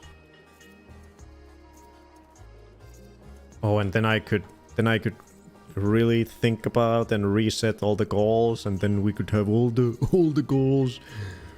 Get first ever footage of an eagle, first ever footage of hawk, because I've never seen a hawk before. I never saw a hawk. What do you mean? What do you mean I saw a hawk before? What hawk? I've never seen a hawk. I've never seen this photo before. What even is that? Fucking game now. Low sweater. Low sweater.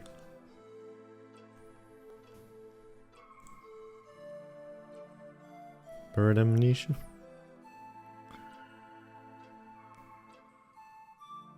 I've never seen a squirrel. What do you mean?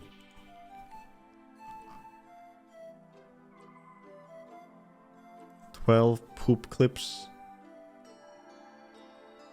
deleted."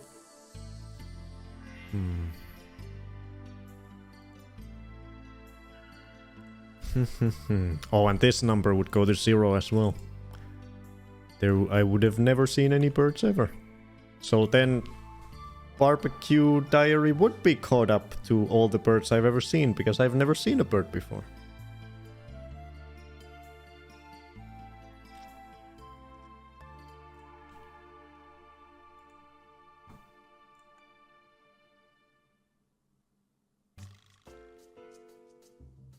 I've never, in my life, I've never seen a bird. They're a whole new thing. What even are they?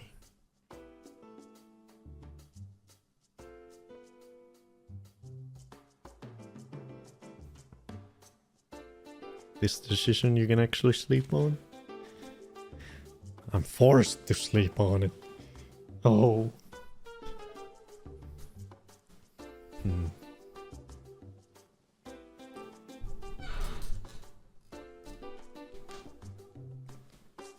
I couldn't even get to sleep properly last night. I was like, after I made the order at like 30 minutes past midnight, I tried to go to sleep. I was like, oh god, what have I done? I can't even sleep.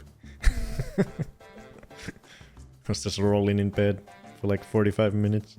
Usually I go to sleep immediately. And I was like, oh god, what have I done?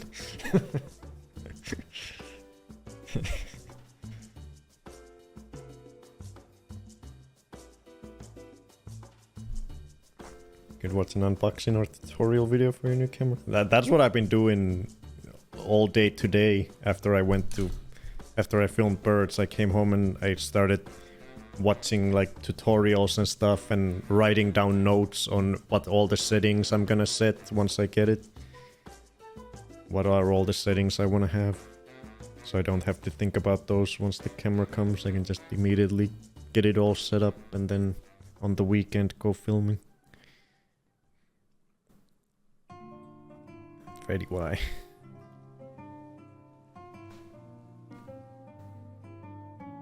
Are you trying to steal the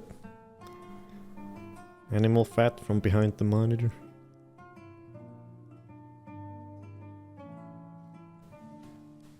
What are you smelling? Oh, dropping some frames, that's fine. What are you smelling? You're smelling the bird fat? I mean the bad animal fat the birds wanna eat? It's not down, it's not in my lap. What are you doing? What are you smelling? Am I smelly? I took a sauna, I shouldn't be smelly. There's the smelly. You found it, but it's not for you.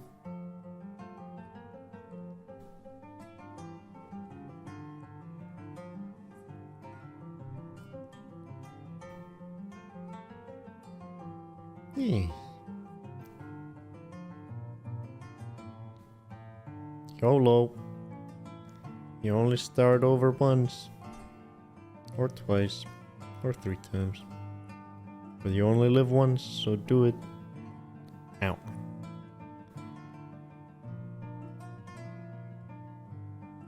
Oh yeah, I like unboxings.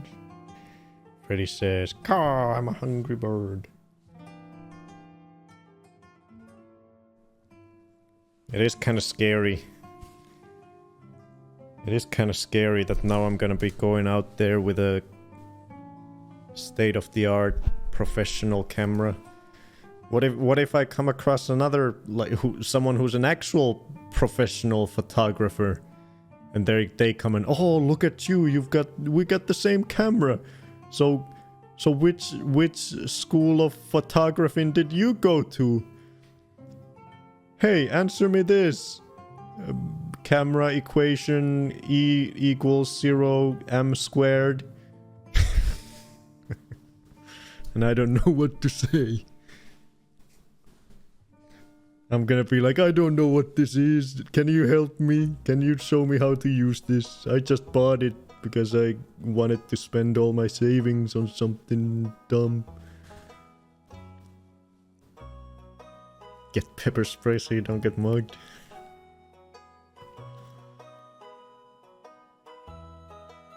Moving to a new town was also scary, and I was like, what have I done? But I'm so happy I did it. Hell yeah.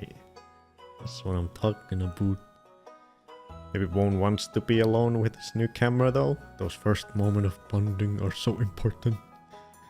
Well, I will be alone because I'll be unboxing it before next week's stream during the week. Because I'm gonna be going filming with it next Saturday.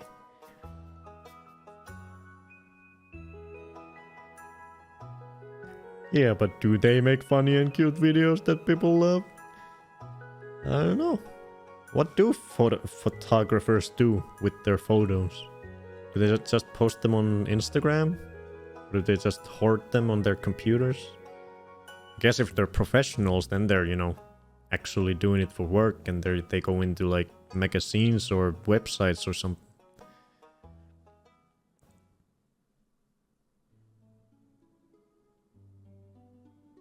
Film unboxing new camera with also kind of new camera.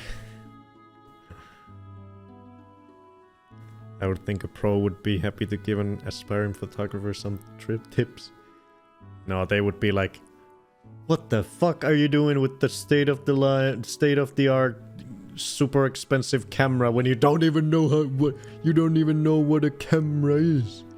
Do you not know that the photons go into the lens and they interact with the ones and the twos and it makes the picture? What are you, an idiot? Why did you buy this? You're at the skill level of filming with a what are those freaking Polaroid cameras? Get one of the Polaroid cameras. That's what you're good for. Bone won't soon forget his first moment with his new camera. All that seems.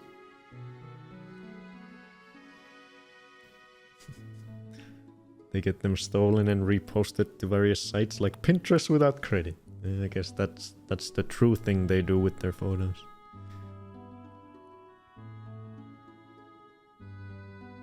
Maybe I'll get into photography. I've never really cared about photography. Photography is weird. I like video. I like seeing birds poop. I guess you could take some photos of birds pooping, but I feel like a video is much more compelling piece of art when you can see the poop coming out.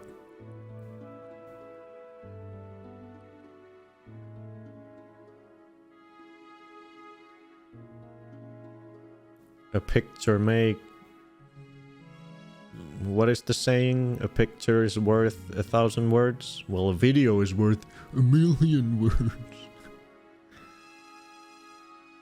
Who hurt you? Gatekeeping isn't cool. I don't like this imaginary villain. Do they still make Polaroids? I think there is a... Wasn't there some new company who started doing like old style Polaroid cameras? It's like a, you know, a novelty thing. But I think they are a thing again.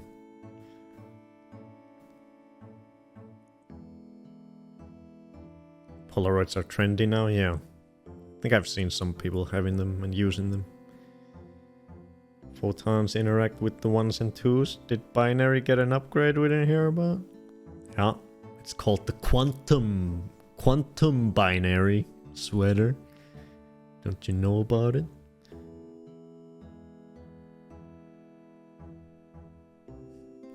Wow, Bone shitting on photography.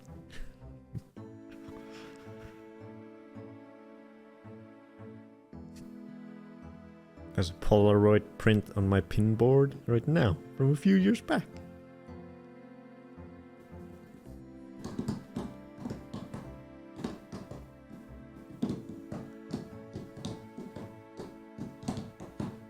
Oh, I start over now, then we can see... Oh, it'll be perfect right at the start of the year, and we can see like at the end of the year I can be like, whoa, look at... I started at the beginning of 2026 and then at the turn of next year I can be like, wow, this is the exact amount of birds I found and filmed this year. Isn't that cool? It's like perfect. It's like perfectly from the start of the year till the next start of the year. It's not like some weird from August, from one year's August till another year's August. That's just dumb. What's the point in that number? much rather know the number of birds you saw in an actual calendar year. That's so much cooler. Am I right, guys? You guys get how my brain works, right?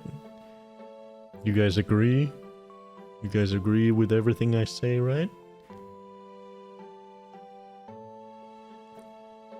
I've taken 2 quantum courses and must have fallen asleep.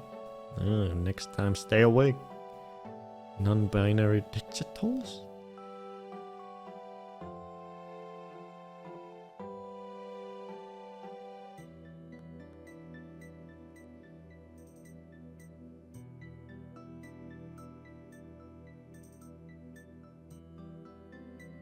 Quantum these nuts.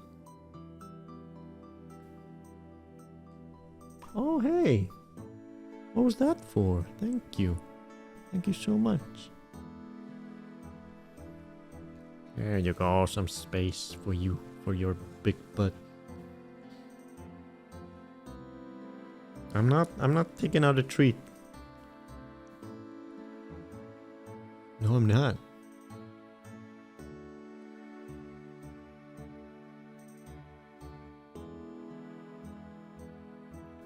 Yeah, starting over, 2026, whole new year, whole new birds, and then we can see what birds you can actually find in the dead of winter instead of from the random late fall time. And then we can see at what time of year you can find each bird over here. It's so cool. It makes sense. It makes so much sense, guys. It makes sense to me.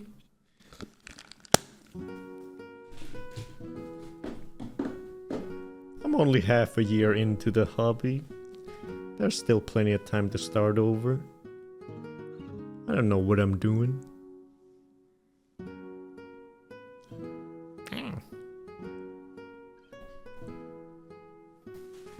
And we can call next week's episode Bones Bird Quest Live episode 1, because that's what it is. There's never been one before.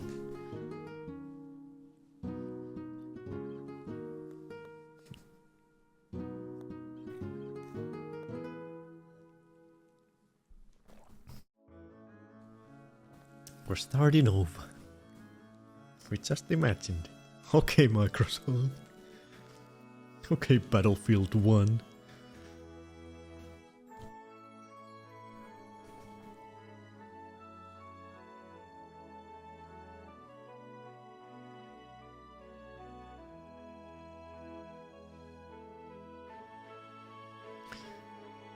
Yeah. Yep. That might be the thing that'll happen next week. I'm excited.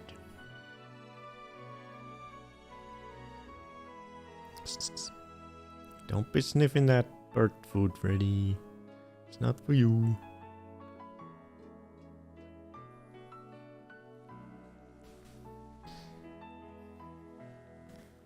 Oh, and then I can start ooh. And that means I can even, because I've been kind of like, I kind of wanna, it would be do I want to though? Because I started that when I put out the first Bones Bird Quest episode. I started that companion Instagram account, and I posted some of the birds that all the birds that I had in that video. I posted some pictures and clips of those.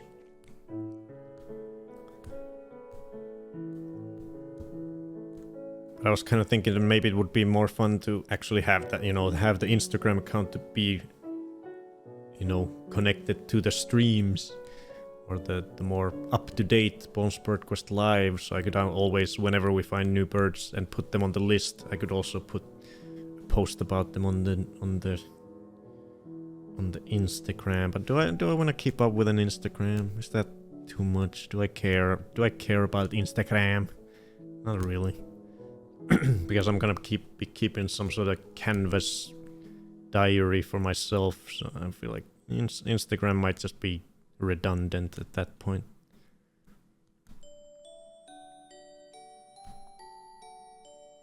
I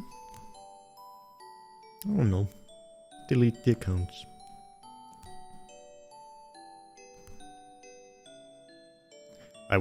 Before I started thinking about this, or got settled on this idea of getting a new camera, I was really thinking that I want to do like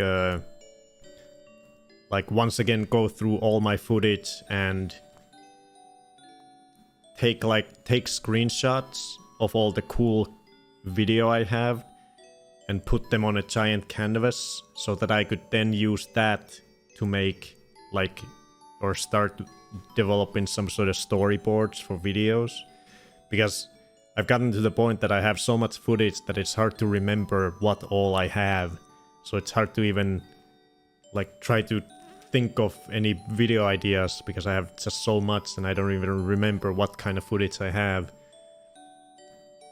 But now that if I get the new camera and I start over, it would be easy, I can keep up and as I start filming I can, start like a big ol' image file canvas thing where I can, whenever I get an especially cool piece of footage, I can put a screenshot of that into the canvas so I can remember, okay, I have this piece of footage.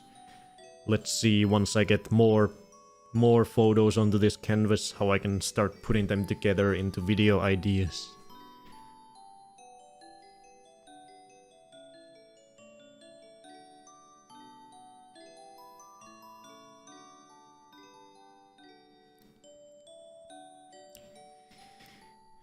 Just have H2 burgers and cut the buns mixed up. He has 2 bottoms on one and 2 tops on the other.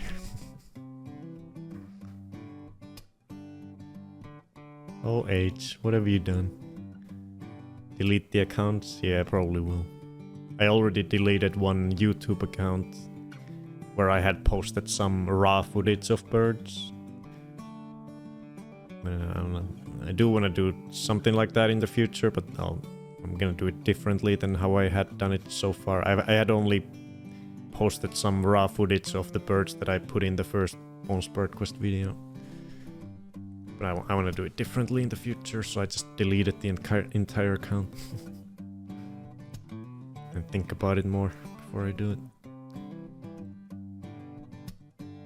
Release the files. Or keep them so no one takes the nicknames. That YouTube account had a weird one. But yeah, maybe for... What is my handle on the Instagram? Is it Bone... I don't think I was able to get Bones Bird Quest. I think it was taken, so I took Or is it just Bonefoot? No, I think Bonefoot was taken too. I forget what my Instagram handle even is.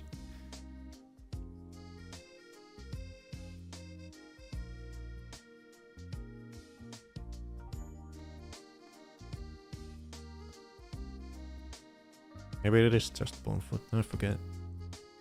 Instagram is dumb. Who uses Instagram? Why is it all vertical? Who wants verticality in their life? I want horizontal birds right now. Like these guys. Also some horizontal birds.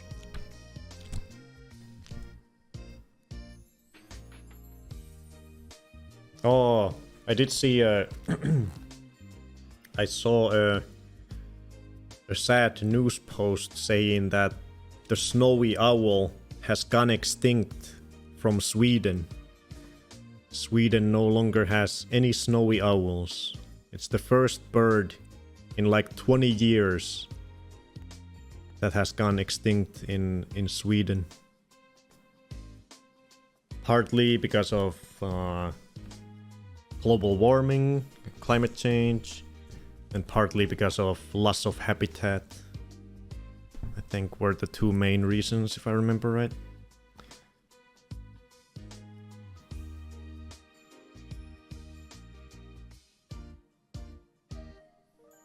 Some of the small mammals that they eat are less abundant now, so that they can't sustain snowy owls anymore.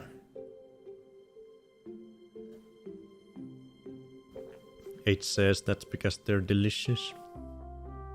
No, they're not. They taste like snow, which is nothing. Why didn't you save them, Kaisa?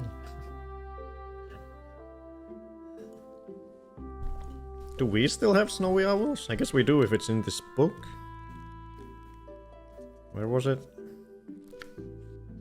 How many snowy owls does Finland have if Sweden doesn't have any?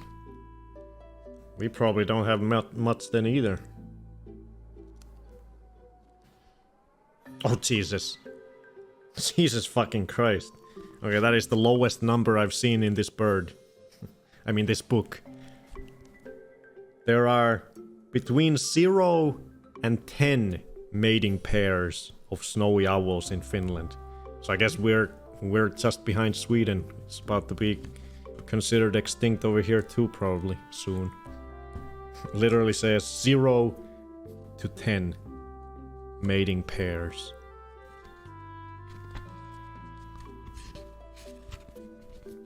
Eagle owls, 950 pairs. Tawny owls, 1200 pairs. Ural owls, 3100 pairs. All the owls are pretty small numbers.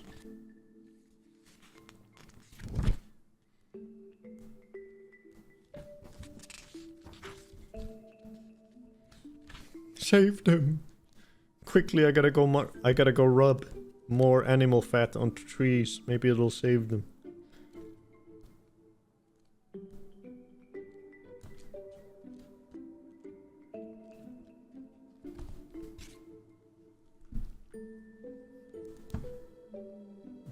Dankler.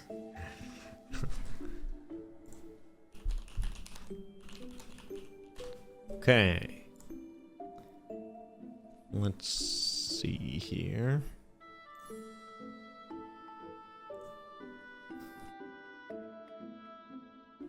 I've been filming birds for 6 months. It's time to do the ultimate bird trivia quiz.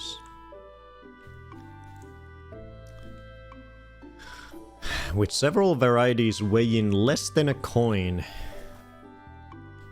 I get this. Oh, there we go. Less than a coin. What bird is the smallest in the world? Oh, definitely the hummingbird. Too bright, I'm sorry. The American white variety of what bird can hold 3 gallons of water in its bill? That's gotta be a pelican, right? I mean, toucans have pretty big bills, and hornbills too, but that pelican, this gotta be a pelican. Yeah. My eyes! Which flightless bird has been known to kill humans? Well, definitely not a kiwi, or a penguin, or a dodo? Definitely not. It's gotta be cassowary then. What the hell is a cassowary? Cassowary has been known to kill humans with slashing blows of its feet. The innermost of its 3 toes bears a long dagger-like nail. The cassowary is a large flightless, so it's like a ostrich type of bird. Jesus. In Australia, New Guinea, and nearby islands. Which of these is a reason why woodpeckers peck wood? To mark territory, to find insects to eat, to chisel holes for nesting, to scare predators. I think out of these, it's definitely the insect one. I've seen that firsthand. Yeah, I don't think they do for nesting. Do they? Maybe some of them. Oh, which is not. Oh, I almost got the question wrong. Well, then it's... I don't think they do it to scare predators. Yeah. Oh, I ran out of time. I was about to click on it. I got it right. Which bird has a beard, waddle, and a snoot? What the hell is a snoot? Pigeon, duck, eagle, turkey. I imagine it's the turkey. What the hell is a snood? Is that the weird colored thing? Or is that the wattle? It's gotta be the turkey. Which of these birds can also be called a pigeon? A dove. Dove, pigeon. Roughly the size of a chicken, which bird lays the largest egg relative to its size?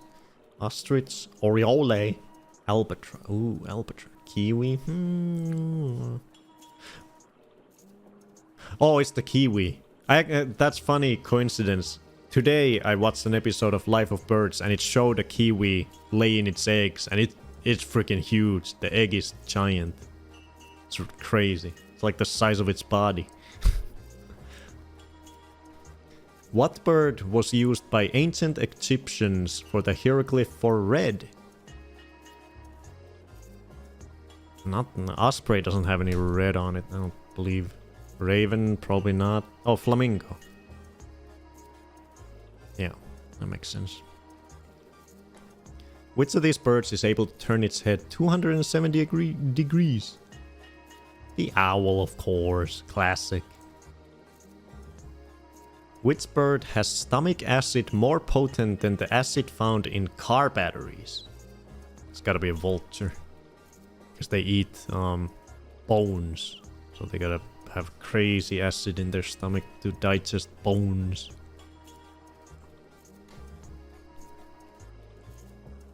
Although native to South America, which of these birds can now be found in the wilds of New York City?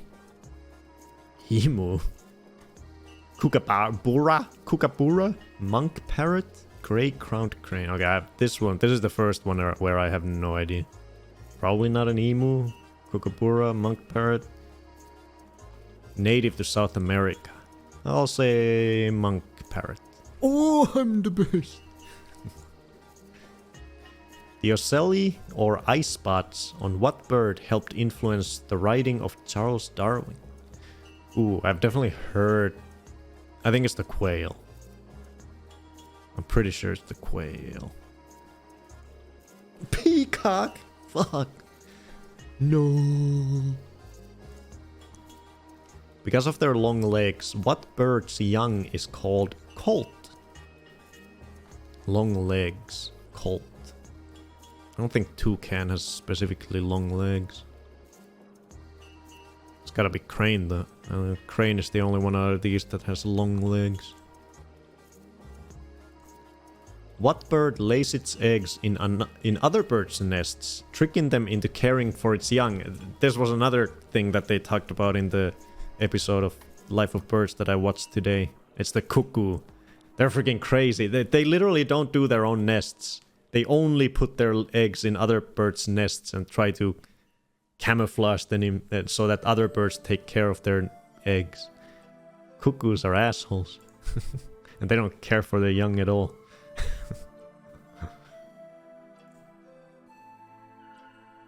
It's technically 13. I was just half a second late on one of them. I ran out of time. I got one wrong. I learned that in the Sandman. Yeah, cuckoos are crazy.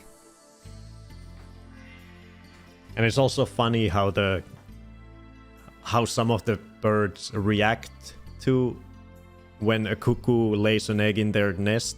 There's this one bird, I forget what bird it was, but it literally, the second it saw, they had footage of the bird.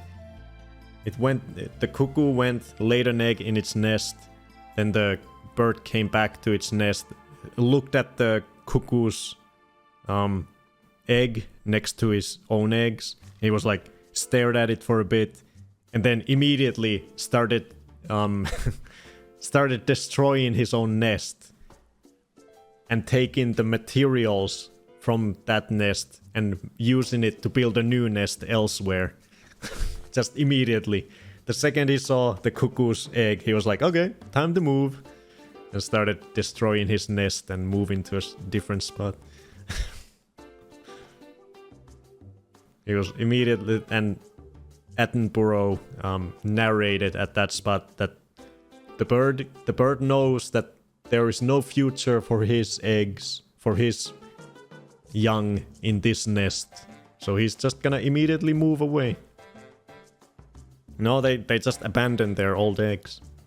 They just destroy the whole nest, take all the materials and move them over to a new nest and lay new eggs.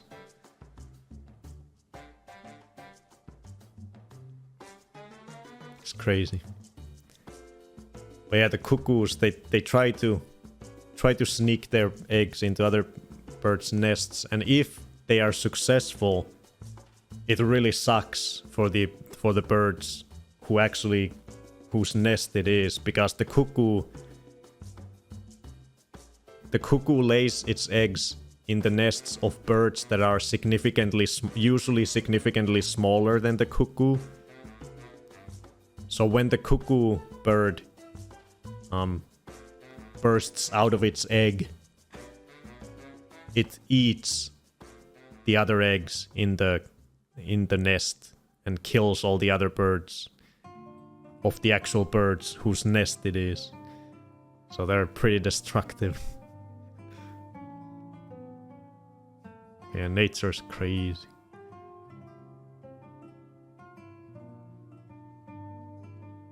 Cuckoos have rapidly declined in the UK. There's a specific spot here where I saw a cuckoo multiple times this past summer. And I'm excited to check out that spot this summer again and hope that they come back there this summer as well. They were always in the same spot, always in the same batch of trees in this one place. I never saw them anywhere else, just this one slightly out of the way spot where most other birds didn't go to. Just saw cuckoos there. This was really cool. I got some really neat footage of them too, but it no longer exists because I have a new camera coming.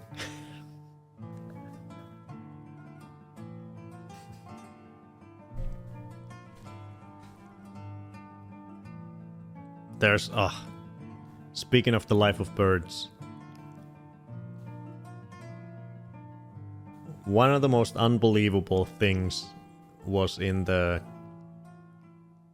previous episode, the one I've watched before today's episode, the one I watched on Thursday, I believe. Like, what? Nature is crazy. It's like a very common bird in the UK that's in parks and stuff. I forget what the name of it is. But there's a small bird, very common in the UK. You can see it in almost any parks and stuff, just out and about. Very common near humans.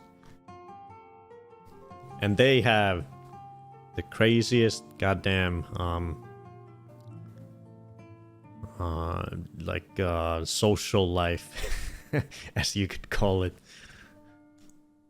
They mate. I think they pair up for life. So you have a male and a female. But there's almost always also a second male. So there's the main male that they pair up with for life. But at the same time, the female is constantly having sex with a secondary male.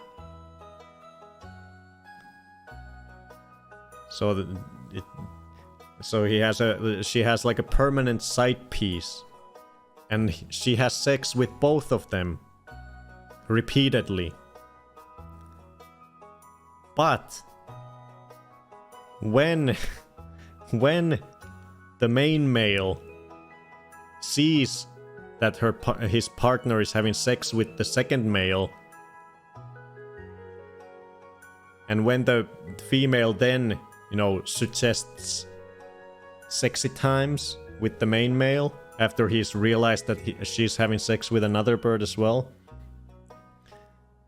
the way she gets in the mood, she lifts up her tail and shakes it up a bit, shakes it a little bit, and then the main male gets there, he puts his face up in, you know, the female's in privates and literally starts pecking at the privates. And after the main male pecks at the privates of his female bird, the female bird will squeeze out the sperm of the side piece. It will literally squeeze out the sperm, and little droplets of sperm come out of its you know what. And only then will the main male have sex with the bird again. And they had footage of that, and it was fucking wild. They had close-up footage of all of that, and it fucking blew my mind. And David Attenborough just narrating over it, and he was saying that what bird was it? It was like a super common bird in the UK. And he was saying that it makes sense for the female in from evolutionary point of view, because now she has two different males who think that she is carrying their young. So she has two male birds helping her raise these kids and keeping her eggs safe and everything. So it's like a insurance. You get two mates doing all the good things. Two birds that think it's their young who she is carrying. So double the men, double the protection, double the food gathering and everything. So they somehow evolved to do that, for that to be a common occurrence with this species. But it was wild to actually see high quality footage of that entire exchange. It's just got the pair, male and female, just eating together, being all happy couple, doing their calls together, just hanging around. And then when the main male gets distracted, the female immediately goes into this side bush where the side male was, quickly has sex with him, and then comes back to his main mate. And when the main partner realized it, he was like, "No, I saw what you did," and he starts pecking at the privates of the female bird, and then it just poops out the other bird's sperm. It's crazy, crazy shit.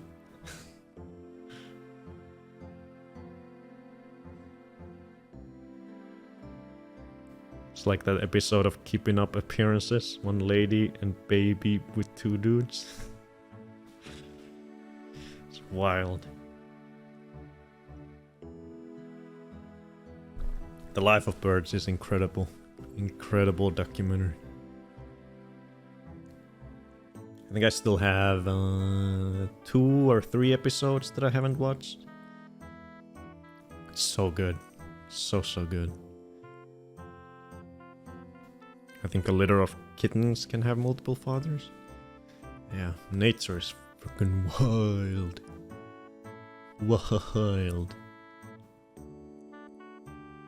And yeah, I think they mention in that scene, in that segment of all this, that it had only recently been that humans had only recently realized that that's what these birds do, even though these birds are like super common and they live very close to, they live within, you know, human settlements and have for the longest time, but only recently did people notice it. And I think the Life of Birds documentary crew was maybe the first ever actual footage of it, that happening.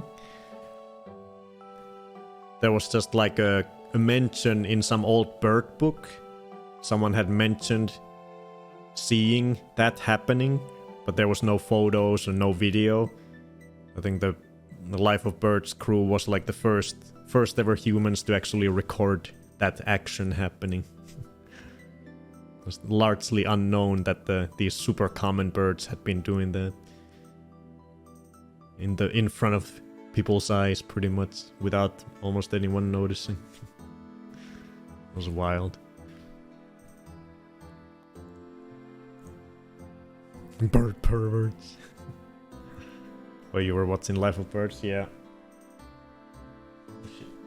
Oh, it's out of reach. Yeah, I've been watching it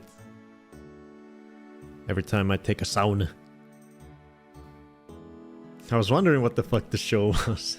Yeah, it's wild. It shows it all. It's got every episode is like a different aspect of a bird's life. Like that episode was all about, you know, the finding mates and how all different species of birds do the whole mating process. And the one I watched today was all about the how they protect their eggs and everything, lay them, and how they make their nests.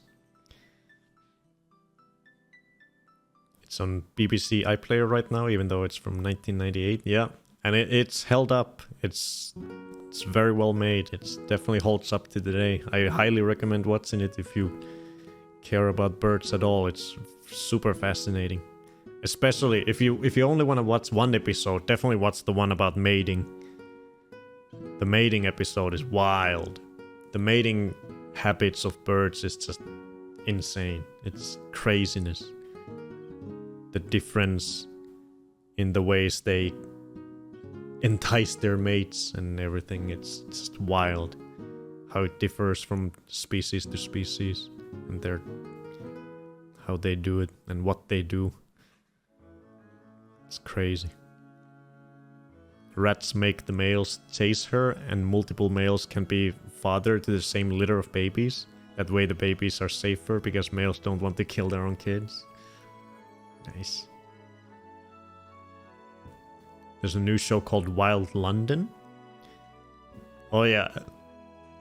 Attenborough, yeah, he's still going strong. I recently watched one of his newer ones. It was the second season of Dynasties. It was one of his newer ones, which was really good. The Dynasties series is really cool. They basically like find a family of specific animal, and then a camera crew stays with that family of animals for like sometimes multiple years, and each episode is just following this one family of a specific animal. Like one episode was like a group of elephants, and one was like spotted hyenas, one was lions, penguins, some monkeys. Just really cool to see like their life for an extended period of time, all the different things that happen in their lifetime. Super interesting. Yeah, I think that's about it for today. I think we've chattered enough. We watched the footages, we looked at the photos, and I talked about new camera, which is making a mess of everything. And next time we might just start everything over. We'll delete all of this and be like it never happened. This will all just be a memory. There's a subreddit called Is Attenborough Alive? With fake headlines of his death. I think I've maybe seen those sometime. Just randomly. He's getting old. How old is he? Attenborough.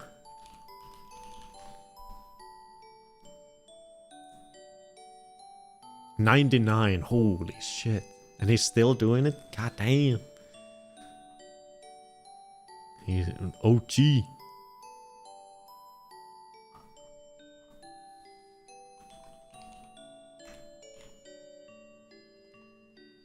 He's an OG.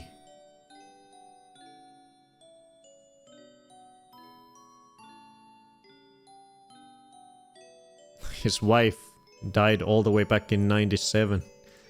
He's so goddamn old.